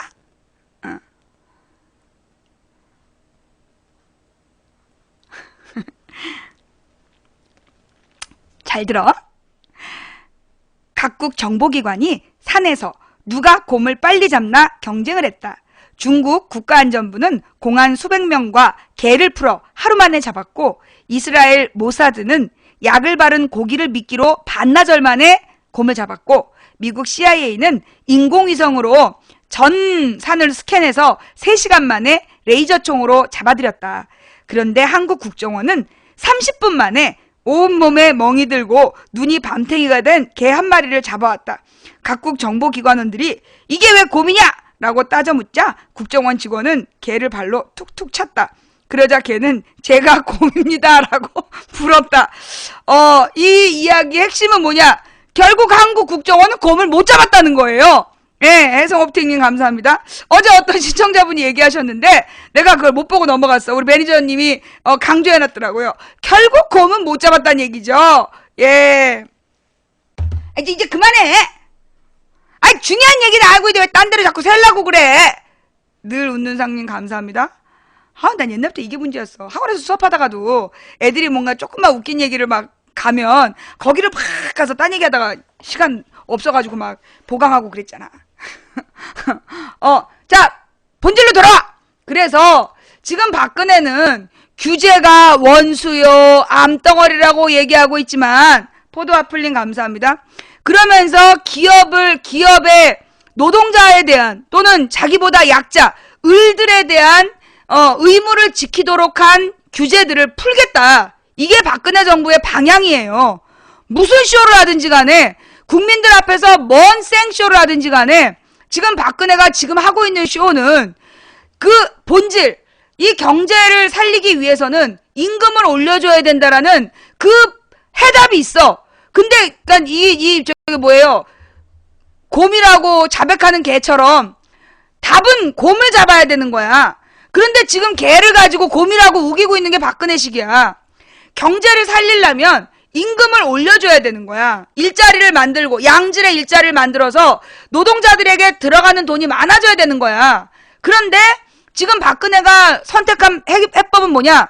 기업에다가 그 기업의 뭐라 그러나 안전장치, 기업이 소비자라든가 또는 을들을 보호해야 되는 안전장치들을 풀어버려서 니들 멋대로 한번 등치 키워봐. 그래서 경제를 살려봐 라고 얘기하는 건데, 이건 곰이라고 우기는 개일 뿐이라는 거예요.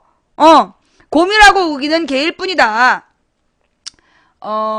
그래서 아까 하던 얘기 마저 하면, 불합리한 규제를 개혁하는 것은 필요하지만 규제 자체를 금기시하고 규제의 숫자를 줄이는 식으로 접근하는 건 오히려 역효과를 낳을 수 있다고 전문가들이 말한다. 이 뒤에 가면 나오는데 무슨 얘기냐? 박근혜가 규제의 총량, 규제 총량제, 그래서 규제 숫자를 무조건 줄이라 그런 거야. 규제 숫자를 무조건 줄여라. 환장하는 거죠. 시장경제 자체가 촘촘한 규제에 의해 비로소 유지되는 제도인데다 최소한의 공공성을 담보하는 장치인 경우가 많기 때문에, 최소한의 공공성을 담보하는 장치가 규제인데 이런 경우가 더 많은데, 규제는 이걸 갖다가 지금 없애라고 얘기한다는 거 아니야. 콜라먹어님 감사합니다. 사회공공연구소 송윤아 연구원은 신자유주의, 즉 시장만능주의의 공공성에 대한 공격은, 그러니까 시장만능주의자들이 공공성, 즉 전체의 이익을 추구하는 그 공공성주의자들에게서 공격할 때 항상 규제 완화부터 시작했다. 정치적 목적 탓에 경기 활성화가 필요한 정부가 자본에 규제 완화를 선물하는 방식이 되어서는 곤란하다. 즉 기업에다가 규제 완화를 선물하고 있다는 얘기야. 특히 정부가 규제 완화 총량제 개념을 도입하는 등, 이 얼마나 무식하냐고. 규제의 성격을 분석해서 이게 필요한 규제냐 불필요한 규제냐를 따져야 되는데, 박근혜가 다가간 방식은 뭐? 박근혜가 다가간 방식이 뭐라고요? 총량제. 규제의 숫자, 양, 이걸 따졌다는 얘기야. 규제는 질적으로 이게 필요하냐 안 필요하냐가 필요한 건데 지금 규제 총량제 양으로 간 거야, 숫자로. 박한희 MVP님 감사합니다. 총량제 개념을 도입하는 등 규제 완화를 질의 문제가 아니라 양적인 문제로 접근할 경우 무분별한 규제 완화로 이어져 득보다 실이 훨씬 커질 우려를 낳고 있다. 정부는 지난달 25일 경제혁신 3개년 계획 담화문에서 규제 총량제, 네거티브 규제 방식, 즉 규제를 안 하는 걸 원칙으로 하고 필요할 때 규제하겠다, 이런. 바람바오님 감사합니다. 자동 효력 상실제 등을 열거했다. 그러나 옥석을 가리지 않는 총량적 접근은 대형 사고로 이어질 경험이 적지 않다. 피해자 수가 10만 명에 이르는 2010년 저축은행 사태가 대표적이다. 규제 총량제를 도입했던 노무현 정부는 2005년 자기자본 비율 8% 이상, 연체 3개월 이하, 여신 비율 8% 이하 88클럽에 해당하는 저축은행의 대출 제한을 풀어줬다. 당초 규제 완화의 목적은 서민 금융을 위한 것이었지만 저축은행들은 프로젝트 파이낸싱 투자에 뛰어들어 몸집을 크게 불렸다. 그러니까 이때 88클럽 요거를 풀어줬던 이유는 서민들이 그 당시에 신용불량자가 많았고 그 사람들한테 대출해주라고 풀어준 건데 그걸 뭐에다가 프로젝트 파이낸싱으로 이 대출을 해주면서 왜곡시킨 거죠. 애초 상호신용금고였던 명칭을 저축은행으로 풀어준 것 역시 금융권 규제 완화 흐름에 금융권에 대한 규제 완화 흐름에서 내려진 결정이었다. 영업의 자유를 마음껏 누린 저축은행들은 연쇄 붕괴했고 그 피해는 고스란히 국민들에게 돌아왔다. 그러니까 항상 그랬다니까요. 김대중 노무현 때 이제 조중동이 막 서민들이 망해가고 있는데 김대중 노무현이 아무런 대책이 없다. 서민을 구제할 대책이 없다고 막 욕을 해. 그러면서 그때 딱 전문가라는 애들이 이런 게 필요하다. 88 규제를 이렇게 88클럽이라는 규제를 없애면 서민들한테 대출 받을 수 있는 기회가 생긴다. 그러면서 설득을 해. 그러면서 그게 옳다라고 또 막 조중동이 떠들어. 그러면 새누리당이랑 민주당에 있는 이 재벌의 개들이 그게 맞다라고 막 떠들어. 그러면 그렇게 규제가 완화된 거야. 결론은 건설 자본들만 떼돈 벌고 그리고 거기에 공조했던 정치인들만 높은 이자로 떼돈 벌고 책임은 고스란히 서민들이 진 거죠. 사탕1214님 감사합니다. 더 유지할 필요가 없는 규제를 완화, 폐지하는 게 바람직한 개혁이지만 현 정부는 규제에 대한 정밀한 평가조차 내리지 못하고 있는 형편이다. 현행법상 규제의 영향 분석 제도를 갖추고는 있지만 규제가 시장 경제에 끼치는 영향에 대한 평가는 미미한 실정이다. 특히 학계에서는 규제개혁위원회의 규제 영향 분석 수준은 규제 대안의 검토, 비용, 편익의 분석, 배분적 정의 등 규제 영향 분석의 핵심적인 내용조차 미비한 상황이라는 평가를 내리고 있다. 좌우지간 우리가 무슨 말인지는 어렵지만 규제개혁위원회 자체가 규제의 영향을 분석하는데 분석하는 기준 자체가 굉장히 미비하다. 그 분석하는 기준 자체가 준비되어 있지 못하다. 규제가 시장에 어떤 악영향을 미치는지 파악조차 못한 채 규제 완화라는 칼을 휘두르고 있는 거예요. 규제 때문에 경제가 망친다라는 그 이론은 그러니까 뭐예요? 망상적 허언증이라는 거야. 규제 때문에 경제가 침체된다는 얘기는 근거가 없다는 얘기야. 무슨 얘기인지 알겠어? 규제가 경제에 미치는 악조건이 뭐냐? 그거를 지금 증명을 못 해내고 있다고. 뭔 말인지 이해가 돼요? 요 부분에서 지금 이 부분에 어려운 말로 설명했는데 핵심이 뭐냐면 규제 때문에 규제가 암덩어리고 규제 때문에 규제가 우리가 혁파해야 될 원수라고 얘기하고 있지만 규제가 왜 원수인지 규제가 왜 암덩어리인지 정부는 구체적 근거를 가지고 있지 못하다는 얘기야. 왜? 규제가 경제에 미치는 악영향을 분석하는 기준도 없다니까. 근데 무슨 근거를 가지고 규제 때문에 경제가 망치고 있다고 그래. 공상적 허언증이죠. 망상적 허언증이고. 예. 아주대 최희갑 교수는 시장 구조상 이미 확장된 시장 지배력을 다시 감소시키는 것은 매우 어렵거나, 즉 무슨 얘기냐. 이 확장된 시장 지배력, 한마디로 재벌이 규제 때문에 문어발을 못 펼치고 있다가 규제가 사라진 틈에 확 펼쳐버리면 그 규제를 다시 할 수 있다 없다? 없단 얘기야. 공상허언증. 확장된 시장 지배력을 다시 감소시키는 것은 매우 어렵거나 사실상 불가능한 경우가 많다며 규제 완화에 가장 필요한 것은 규제 자체의 효과와 폐해를 정확하게 진단하는 일인데 지금 박근혜 정부의 규제 완화에는 그 과정이 보이지 않는다고 지적했다. 이런 사람 전문가죠. 불렀을까요? 안 부르죠. 예, 박근혜가 불렀다는 민간 전문가 뻔하죠. 예, 무조건 공주님의 눈빛은 뭐 자애로워요, 뭐 예수님은 닮았어요, 뭐 이런 애들 모여 앉아가지고 지금 규제 완화해야 된다고 떠들고 있지 않겠어요? 규제 완화를 부르짖는 한국 정부와 달리 세계적인 흐름은 바뀌고 있다. 시장 만능주의의 천병으로 규제 완화를 밀어붙였던 OECD 등 국제기구는 최근 규제 완화에서 벗어나 규제 관리로 무게중심을 옮기고 있다. 2008년 세계 금융위기와 약간 OECD도 옛날에는 규제 완화를 막 밀어붙였는데 이제는 규제를 관리해야 된다. 규제를 무조건 없애는 게 중요한 게 아니고 이 규제의 질적 관리 이거에다가 무게중심을 옮기고 있다. 2008년 세계 금융위기와 월가 점령운동 이후 시장과 금융 시스템의 작동 가능성을 확인했기 때문이다. 시장과 금융 시스템의 오작동 가능성. 시장과 금융 시스템이 잘못 움직이고 있더라. 경제는 침체됐는데 금융으로 계속 돈이 몰리는 거야. 이 원래는 이게 무슨 얘기냐면 자, 주식은 원래 언제 가격이 올라가야 돼? 기업의 가치가 올라갈 때, 기업의 생산력이 올라갈 때 그 기업의 주가가 올라가야 정상이잖아.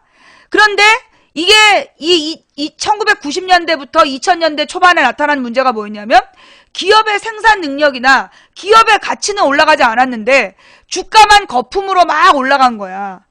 그런 거품이 주가뿐만이 아니라 어디에다가 미국의 집을 담보로 해서 1억짜리 집에다가 10억까지 대출을 해준 거야.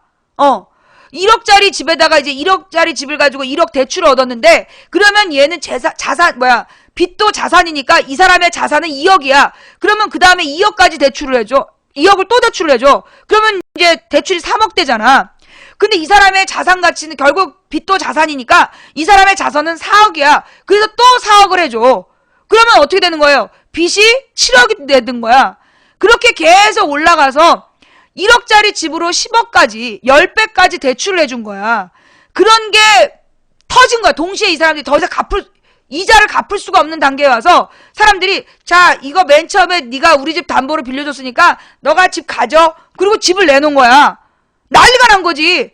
그래서 그때 이런 거품 경제, 금융 거품이라는 게 시장의 안정성과 차이가 있구나. 그걸 2008년에 다 깨달은 거야.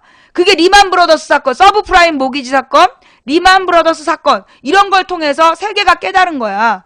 그래서 경제협력개발기구는 규제가 경쟁에 끼치는 영향을 평가할 수 있는 경쟁 영향 평가 툴킷을 각국에 제공하기도 했다. 뭐라고요? 규제가 경쟁에 끼치는 영향을 평가할 수 있는 기준, 이것을 각국에 제공하기도 했다. 시장의 긍정적인 경쟁을 방해하는 규제를 골라내 이를 완화 축소하라는 취지다. 그러니까 긍정적 경쟁을 방해하는 규제는 완화하고 축소해라. 근데 모든 규제가 다 그런 게 아니다라는 거죠. 그 규제를 융통성 있게 운용하지 않은 현장 공무원들과 시장의 변화는 무시하고 규제 탓만하는 경제 주체들이 문제라고 잠깐만 넘어갔다. 취소하라는 취지다. 한 경제부처 고위 관계자는 사실 모든 규제는 필요성과 이념을 가지고 있다. 뭐요? 모든 규제는 그 만들어진 필요성과 이념을 가지고 있다. 그 규제를 융통성 있게 운용하지 않는 현장 공무원들과 시장의 변화는 무시하고 규제 탓만 하는 경제 주체들이 문제라고 말했다. 이런 사람이 전문가죠. 이런 전문가는 안 부르겠죠, 박근혜가? 예, 공주님은 예수님 닮았어요, 엘사 닮았어요, 이런 애들을 불러다 놓고 규제 완화해야 되죠. 우와! 지금 그러고 있겠죠. 한성대 김상조 교수는 규제 개혁은 필요하지만 규제 체계의 합리성을 측정하고 규제 개혁위원회 등 정해진 절차에 따라 이루어져야 한다며 박근혜 정부의 규제 완화는 기업의 경영활동을 돕는 데만 초점을 맞춘 것으로 보여 규제 개혁의 합리성이 보이지 않는다고 말했다. 자, 이 뉴스 이해가 돼요? 자, 이 뉴스 이해가 좀 됐어요?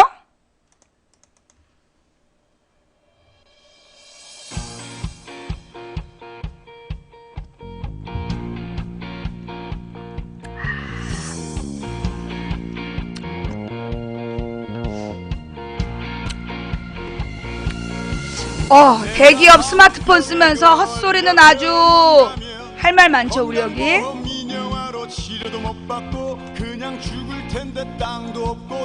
너 어디 나가지 말고 기다려. 대기업 스마트폰을 쓰는 이유? 아주 말 잘했어요.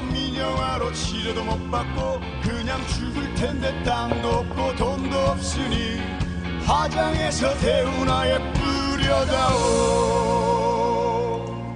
내가 광우병에 걸려 병원 가면 건강보험 민영 코스모스 사랑님 감사합니다. 못 받고 그냥 죽을 텐데 땅도 없고 돈도 없으니 화장해서 태우나. 대기업 제품 안 쓴다고 못 받길래 한 말이라고? 그래도 그거는 잘못된 표현이야, 님이. 평화와 통일님 감사합니다.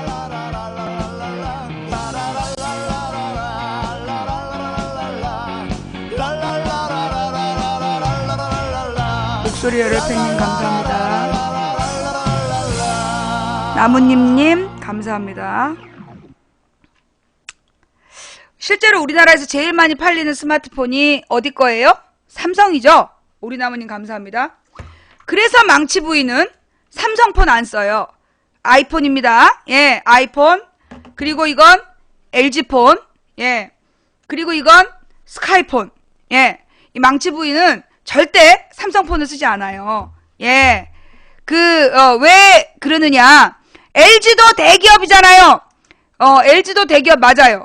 그러나 일부러 삼성을 쓰지 않기 위해서 LG를 고른 거예요. 예. 부자시네요. 이게 사연이 있는 것들인데 내가 그 사연은 나중에 얘기해 줄고. 자, 원래 우리나라가요. 그러니까 다른 나라에 가보면, 미국 같은 데 가보면 전화기의 종류가 굉장히 많아. 봤죠? 미국에 무슨 드라마 같은 데 보면 전화기의 종류가 굉장히 많아요. 여러 가지 이제 스마트폰도 있고 일반 전화도 있고 고를 수 있는 선택권이 넓어. 그죠? 근데 우리나라는 삼성, LG, 아이폰, 스카이폰 4개밖에 없어. 딱 4종류야. 그리고 가격대가 다 비슷해. 그죠? 가격대도 비슷하고 성향도 비슷하고 심지어는 자기네들이 정해서 투지폰을 이제 만들지 말자? 그렇게 결정하면 그 학생들은 이 스마트폰을 안 쓰고 싶어도 스마트폰을 사야 돼. 그리고 더 웃기는 게 지금 이 학생 요금으로 전화기를 새로 만들고 싶으면 없어. 투지폰을 안 만들어. 그래서 이제 우체국 폰이라는 게 있는데 그 우체국 폰은 기본 요금을 내면서 거기에다가 이제 학생 요금처럼 옛날에 주던 학생 요금 문자라든가 이런 것을 R로 줬던 무료 통화나 이런 서비스가 없어. 쓰는 대로 다 돈 내는 거야. 그러니까 더 요금이 비싸진 거지. 자, 무슨 얘기냐면요. 이 규제하고 이게 연관되어 있어요. 이게 규제하고 연관되어 있는 건데, 거북선 날다님 감사합니다. 무슨 얘기냐? 1990년대 중반에 우리나라에 이제 휴대폰이 처음 생겨. 98년경에 휴대폰이라는 게 이제 공급이 돼요. 물론 그 전에 벽돌같이 생긴, 무전기같이 생긴 휴대폰이 있었지만, 그건 너무 비싸고 쓰는 사람도 별로 없었어. 그때 평균 월급 5, 60만 원 할 때 200만 원까지 했기 때문에 그 전화기를 쓸 수 있는 사람도 별로 없었어. 그러다가 90년대 후반에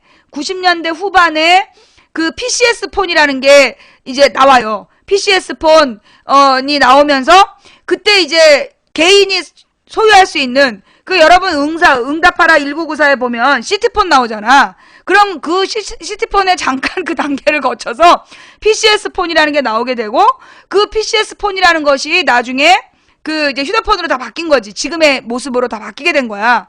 그러니까 010, 017은 저기 휴대폰이었고 그 다음에 018, 019는 그 018, 019 두 개였죠.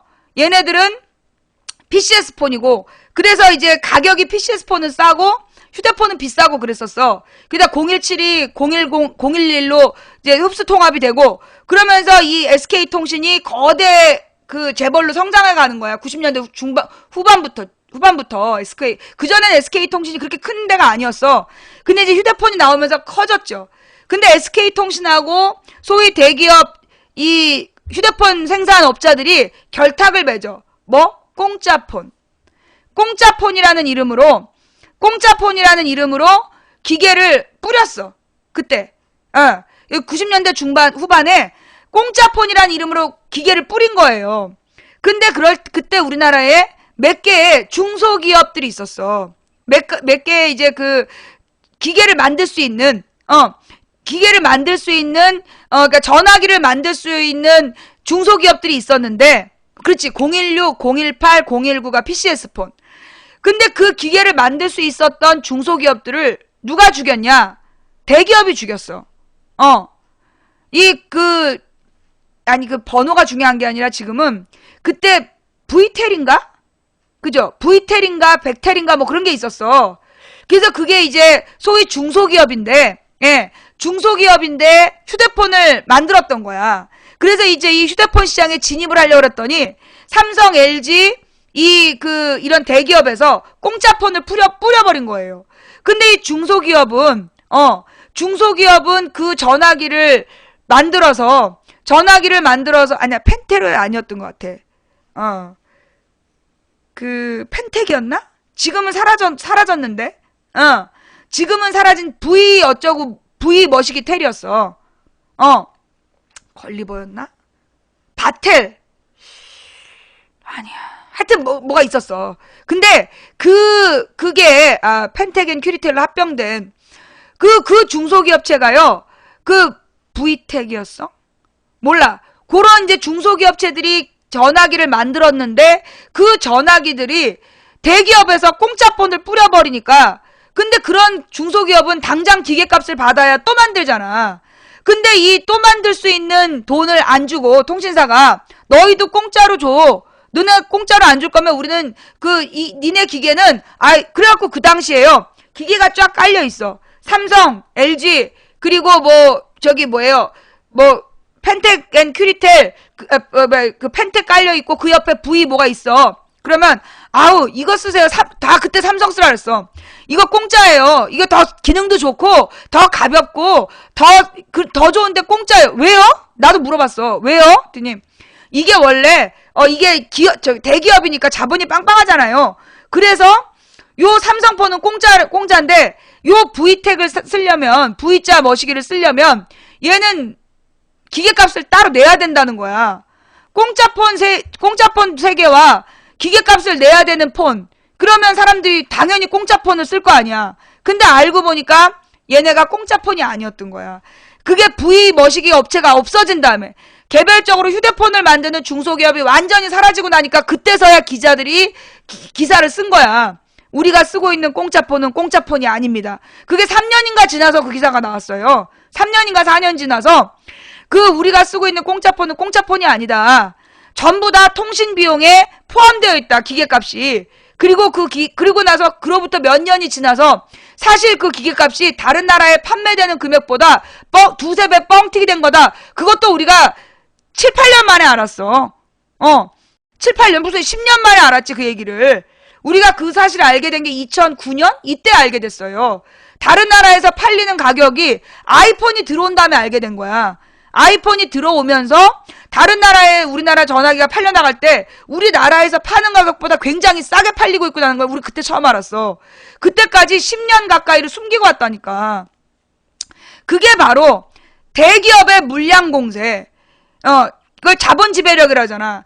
대기업의 물량 공세로 그 중소기업은 이 휴대폰 시장에 진입하지 못하게 하는 장벽을 만든 거예요.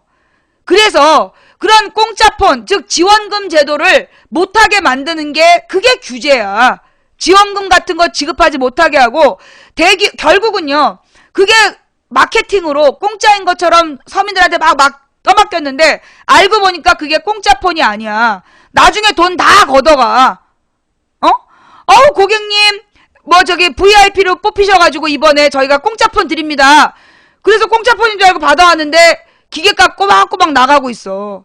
그 사람들이 워낙 자기 돈이 은행에서 다 자동이체 되니까 나중에 한참 지난 다음에 이거 뭐예요? 그러면 그때 설명드렸는데요. 그 설명드렸다는 녹음도 없고. 그렇게 당하는 서민들이 얼마나 많냔 말이야. 이런 것들이 바로 대기업이 중소기업의 진입을 막기 위해서 자본으로 지배하는 그런 짓이거든. 그거를 규제하는 게 규제야. 그러지 못하도록 막는 제도들이 규제라고. 그런데 그런 규제들을 다 지금 없애겠다. 그게 박근혜인 거야. 특히 우리나라에서 제일 많이 팔리는 게 삼성이고 제일 많이 사용하는 게 SK잖아요. 그래서 나는 삼성폰을 쓰지 않아. 삼성폰은 일부러 안 사는 거야. 왜? 그들이 외국에다 파는 가격으로 똑같이 우리나라에서 팔 때까지 그때까지 여러분이 불매를 하셔야 돼요. 여러분 그거 알아요? 우리나라 얘네들이 외국에 팔 때요. 한국에서 제일 많이 팔린 폰 이러고 팔어. 사실 우리는 공짜라서 받은 거잖아. 근데 밖에 나가서 팔 때는 한국 사람들이 가장 좋아하는 폰. 왜? 한국 사람들이 굉장히 소비하는 데 있어서 세련된 감각을 갖고 있다. 이래가지고 그러니까 헐리우드에서도 영화를 제일 먼저 만들어갖고 우리나라에다가 동시 개봉하는 거야. 미국하고 우리나라에 동시 개봉해서 외국의 반응을 보는 거야. 소비자의 뭘 보는 거야? 반응을 보는데 우리나라 소비자를 이 외국의 마케팅 전문가들을 굉장히 높게 봐. 우리나라 사람들의 취향을. 508 고진님, 레알보수 개덤님 감사합니다. 그래서 파는 건 그래서 우리나라 사람들이 좋아했다. 우리나라에서 제일 많이 팔렸다. 우리나라에서 박스오피스 올라갔다. 그러면 외국에서도 그게 먹히는 거야. 한국인의 감각을 믿어보는 거지. 근데 이 삼성 우리가 제일 많이 팔아준 기계다. 그러면서 판매한다니까? 다른 나라에서? 근데 사실 우리가 그거 사고 싶어서 한 게 아니잖아요. 통신사에서 제일 싸다, 공짜다 뭐 이러면서 떠넘기고 나중에 기계값에서 빼가는 거 아니야. 그래서 내가 나는 이제 이 삼성을 내가 불매운동 했던 이유는 뭐였냐면 그때 이제 내가 왜 삼성을 불매운동을 했느냐 하면 또 하나의 약속 봤어요? 또 하나의 약속이라는 영화에 나오는 소위 반도체 노동자들 그러니까 삼성은 산재를 인정을 안 해. 이 삼성 반도체에서 일하다가 암에 걸린 엄청 많은 사람들의 그 병의 원인을 삼성 반도체는 자기들 때문이라고 인정을 안 해. 원래 외국에서도 그 반도체 공장들에서 많은 그런 환자들이 발생했고 그것이 산재 처리가 될 수 있도록 막 싸우고 있는데 삼성은 절대 그걸 안 해주는 거야. 그 노조도 못 만들게 해. 무노조 경영을 자랑으로 여기잖아. 노조를 만들어서 노동자들의 이익을 추구하면 잘라. 괴롭히고 스토킹해서 숨도 못 쉬게 만들어. 그런 부도덕한 기업 경영을 하기 때문에 삼성전자 휴대폰은 불매운동을 하는 거예요. 이것이 소비자들이 할 수 있는 저항이라는 거죠. 대기업의 돈잔치, 대기업의 폭력에 저항할 수 있는 유일한 방법이 불매운동인 거야. 그래서 이제 망치 부인도 불매운동을 나도 2009년까지는 안 했어요. 2009년까지는 삼성폰을 제일 잘 썼어. 천지인 그것 때문에. 천지인으로 문자 보내는 게 쉬워가지고 내가 삼성폰만 썼단 말이야. 근데 나중에 진실을 알게 됐어. 미국에서 미국에서 자판을 개발한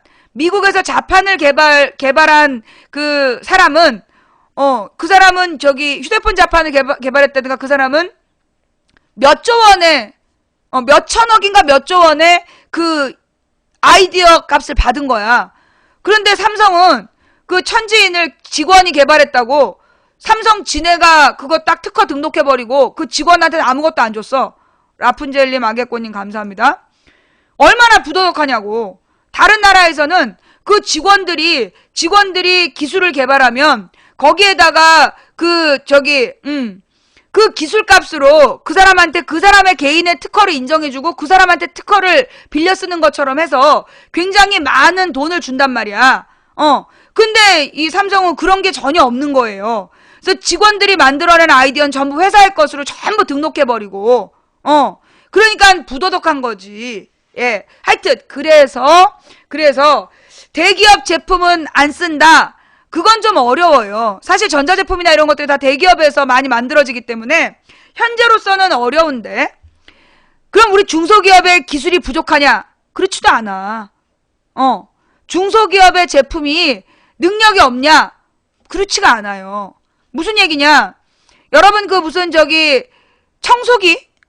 무슨 스팀 청소기였나 뭐였나? 하여튼 전자제품도요. 중소기업에서 그 음식물을 처리하는 그 기계를 누가 이제 개발을 했어. 음식물 처리기. 음식물 쓰레기를 바짝 고열로 말려버리는 음식물 처리기를 만들어낸 거야. 어떤 중소기업에서. 그랬더니만 대기업에서 그 음식물 처리기를 같이 개발을 하자. 자기네가 마케팅을 책임지겠다. 디자인과 겉모습 디자인이나 마케팅을 책임질 테니까 기술을 공유하자 그래갖고 기술을 알려줬어. 그랬더니 지네가 특허를 신청해버린 거야. 살짝 변형해서. 그래갖고 원래 개발한 그 사람은 돈 한 푼 못 받고 이 음식물 처리기에 대한 모든 주권을 뺏겼어요. 그런 식으로 사실은 이게 대기업만이 어떤 물건을 생산해내는 그런 게 아니야. 그런데 이런 중소기업들이 기술을 개발하고 정말 연구한 거를 훔친다는 거야. 훔쳐서 자기네들이 등록해버리고 대량 물량으로 공짜로 막 풀어버리고 그래서 중소기업들이 시장에 진입하지 못하게끔 장벽을 쳐버리는 거예요. 정말 나쁘잖아. 그래놓고 나중에는 그래서 중소기업들이 다 죽고 나면 중소기업이 죽을 때까지 공짜로 팔아. 그러다가 중소기업이 다 죽고 나면 폭등을 해 가격이. 그렇게 되는 거야. 그래서 우리가 이런 대기업에 대한 규제는 사실은 소비자를 지키는 방패야. 대기업에 대한 규제는 소비자와 노동자를 지키는 방패예요. 근데 지금 박근혜가 청와대에서 생쇼를 하면서 규제는 암덩어리, 규제는 원수 그러고 앉아있는 거야. 오로지 기업들만 왜? 박근혜가 섬기는 박근혜의 리더는 누구예요? 박근혜를 이끄는 사람들, 박근혜에게 지시를 내리는 사람들은 누구? 박근혜가 존경하는 조선일보 사장님이시죠. 그러면 이 조선일보 사장님을 지배하는 사람들은 누구? 재벌이죠. 이 재벌들이 조선일보의 광고비로 여러분 조선일보는 여러분이 집에서 돈 내고 본 사람 있어요? 조선일보 돈 내고 보면 신문에 나와. 조선일보를 돈 받고 보잖아. 그거 알죠? 조선일보는 각 집에서 돈 받고 봐요. 조선일보 길에 딱 나가보면 현찰을 쫙 펴갖고 사모님 현찰을 드립니다. 그러면서 이 현찰 받으시고 조선일보 보세요. 그러잖아요. 그죠? 그것도 원래 불법이야. 근데 이 조선일보는 돈 내고 봐요? 그럼 님 어디 사는지 한번 얘기해봐봐. 님만 돈 내고 봐. 대부분은 전부 현찰을 주면서 막 어느 아파트 벨을 눌러. 그 문을 누구세요? 그러면 일단 현관 안으로 현찰을 쫙 들이밀어. 현관 안으로 현찰 딱 사모님 돈 받으세요. 누구세요? 막 이러면 조선일보인데요. 이 돈 받으시면 조선일보 배달해 드려요. 막 이러면서 우리들하고 돈을 받으려는 거야. 지네들한테 돈을 받고 조선일보를 봐달라는 거야. 왜? 이유가 뭘까? 조선일보의 한 달 수입이 어마어마해요. 뭘로? 광고비. 조선일보 일면 하단 광고가 몇 억이야. 조선일보 일면 하단 광고가 몇 억이고, 조선일보가 우리나라에서 제일 두껍잖아. 이 조선일보가 우리나라 제일 두꺼운 이유가 뭐야? 내용이 많아서? 아니, 광고가 많아서. 3분의 2가 광고잖아. 그러니 그 조선일보는요, 조선일보를 봐준다는 건 조선일보에 돈 벌게 해주는 거야. 우리 집한테 돈을 주고라도 우리 집에 이름을 올려놓고 이만큼 구독자 많다. 그러면서 뭐라는 거야? 광고비를 받아 챙기는 거야. 그래서 그 광고, 조선일보가 받아내는 그 광고가 몇천억이야, 몇천억. 어마어마하다니까요? 그 몇천억 수입을, 그럼 그 몇천억은 누가 줄까? 가장 많은 돈 재벌이 주죠. 그래서 조선일보와 동아일보와 중앙일보는 재벌의 이익을 위해 모든 걸 다 하는 거야. 재벌을 규제해야 된다. 이런 빨갱이 새끼들. 박근혜가 왜 재벌하고만 노냐? 이런 빨갱이 년놈. 이러면서 욕하는 거야. 결국 재벌이 언론을 지배하고 언론이 박근혜를 지배하면서, 정확하게 얘기하면 언론이라니 조선동아죠.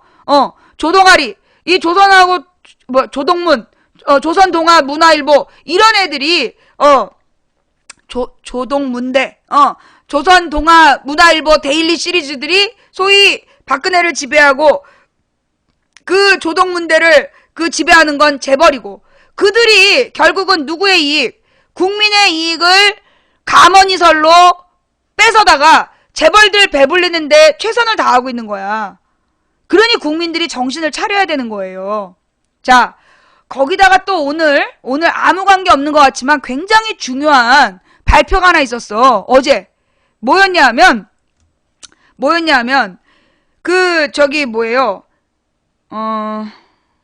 내가 아까 적어놨었는데, 임금 호봉제를,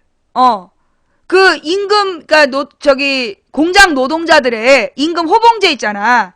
1년에 얼마씩 올라가는 임금 호봉제를 성과급 제도로 바꾼다라는 발표가 있었어요.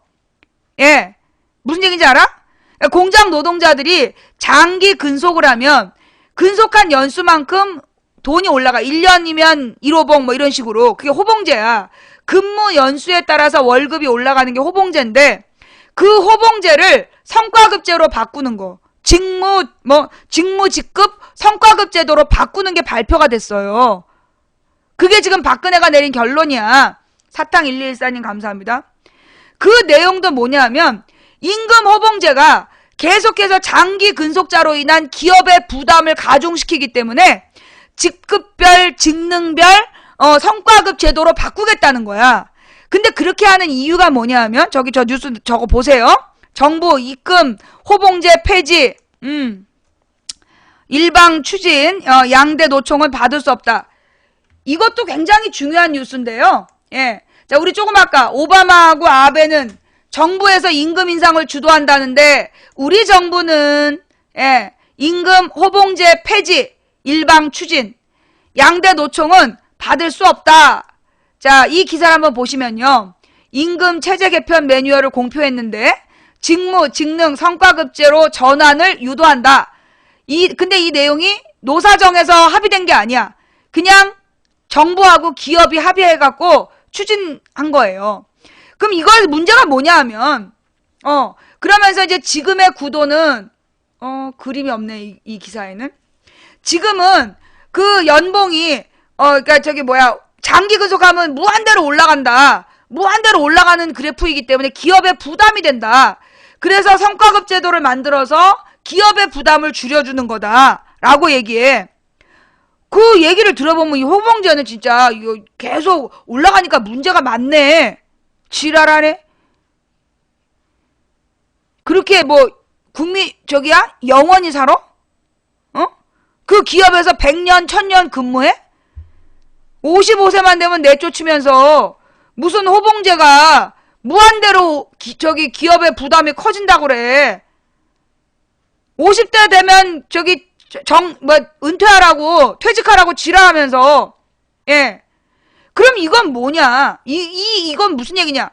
그러면서 이제, 이 사람의 임금을, 처음에 이제 쭉 올렸다가, 성과급으로 이렇게 하면 바뀌고, 더 열심히 하면 올라가고, 굉장히 말이 멋있어 보이잖아요. 이게, 옛날에는 우리나라의 모든 직장인이 다 정규직이었어. 80년대까지는 우리나라의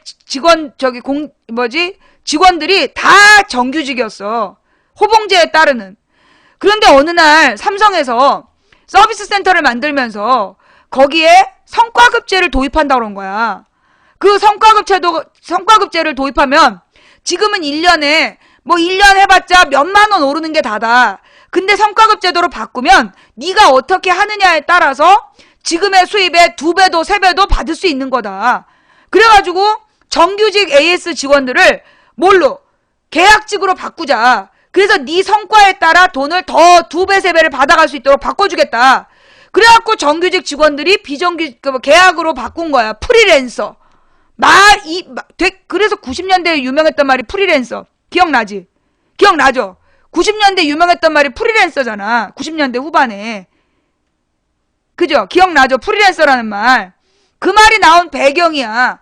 그래서 뭐 호봉제에 매여 있는 그런 직장인이 아니라 자유롭게 자기 능력에 따라 능력껏 일하고 벌고 쉴 때 쉬고 그러면서 프리랜서라는 말을 막 퍼뜨렸어. 근데 그게 알고 보니까 그 성과급으로 2배, 3배 늘어나는 게 아니라 반 3분의 1로 줄어드는 거였어. 비정규직. 아주 작은 지적만 받아도 감점을 줘가지고 구름고개님 감사합니다.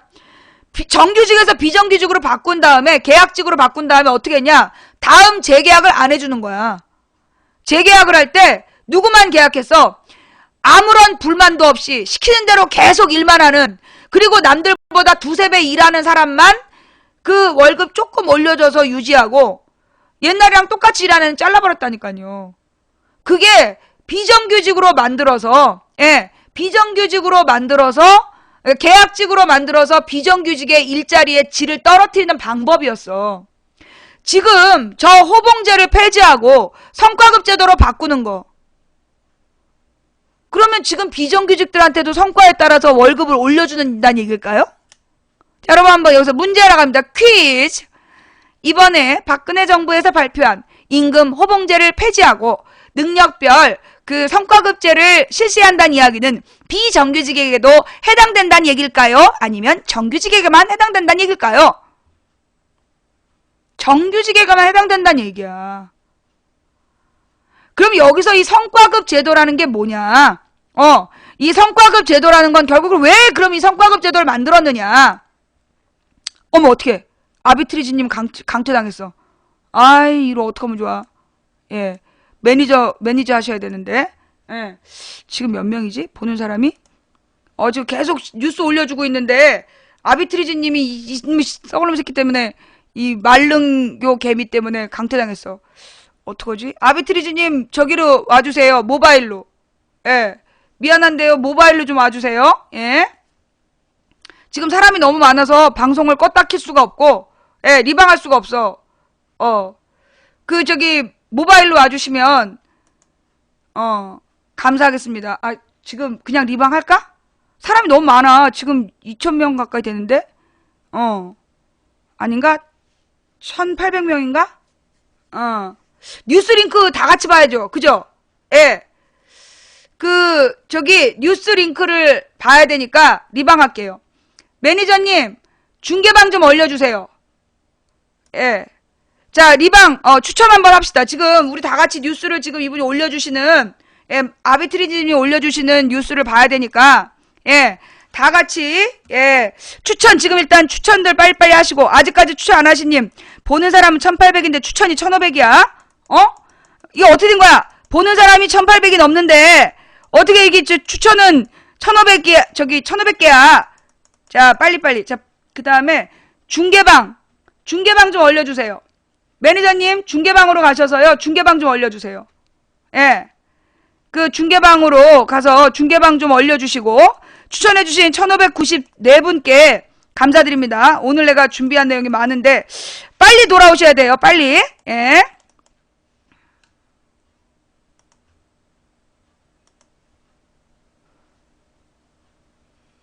가만있어 보자. 방송 종료.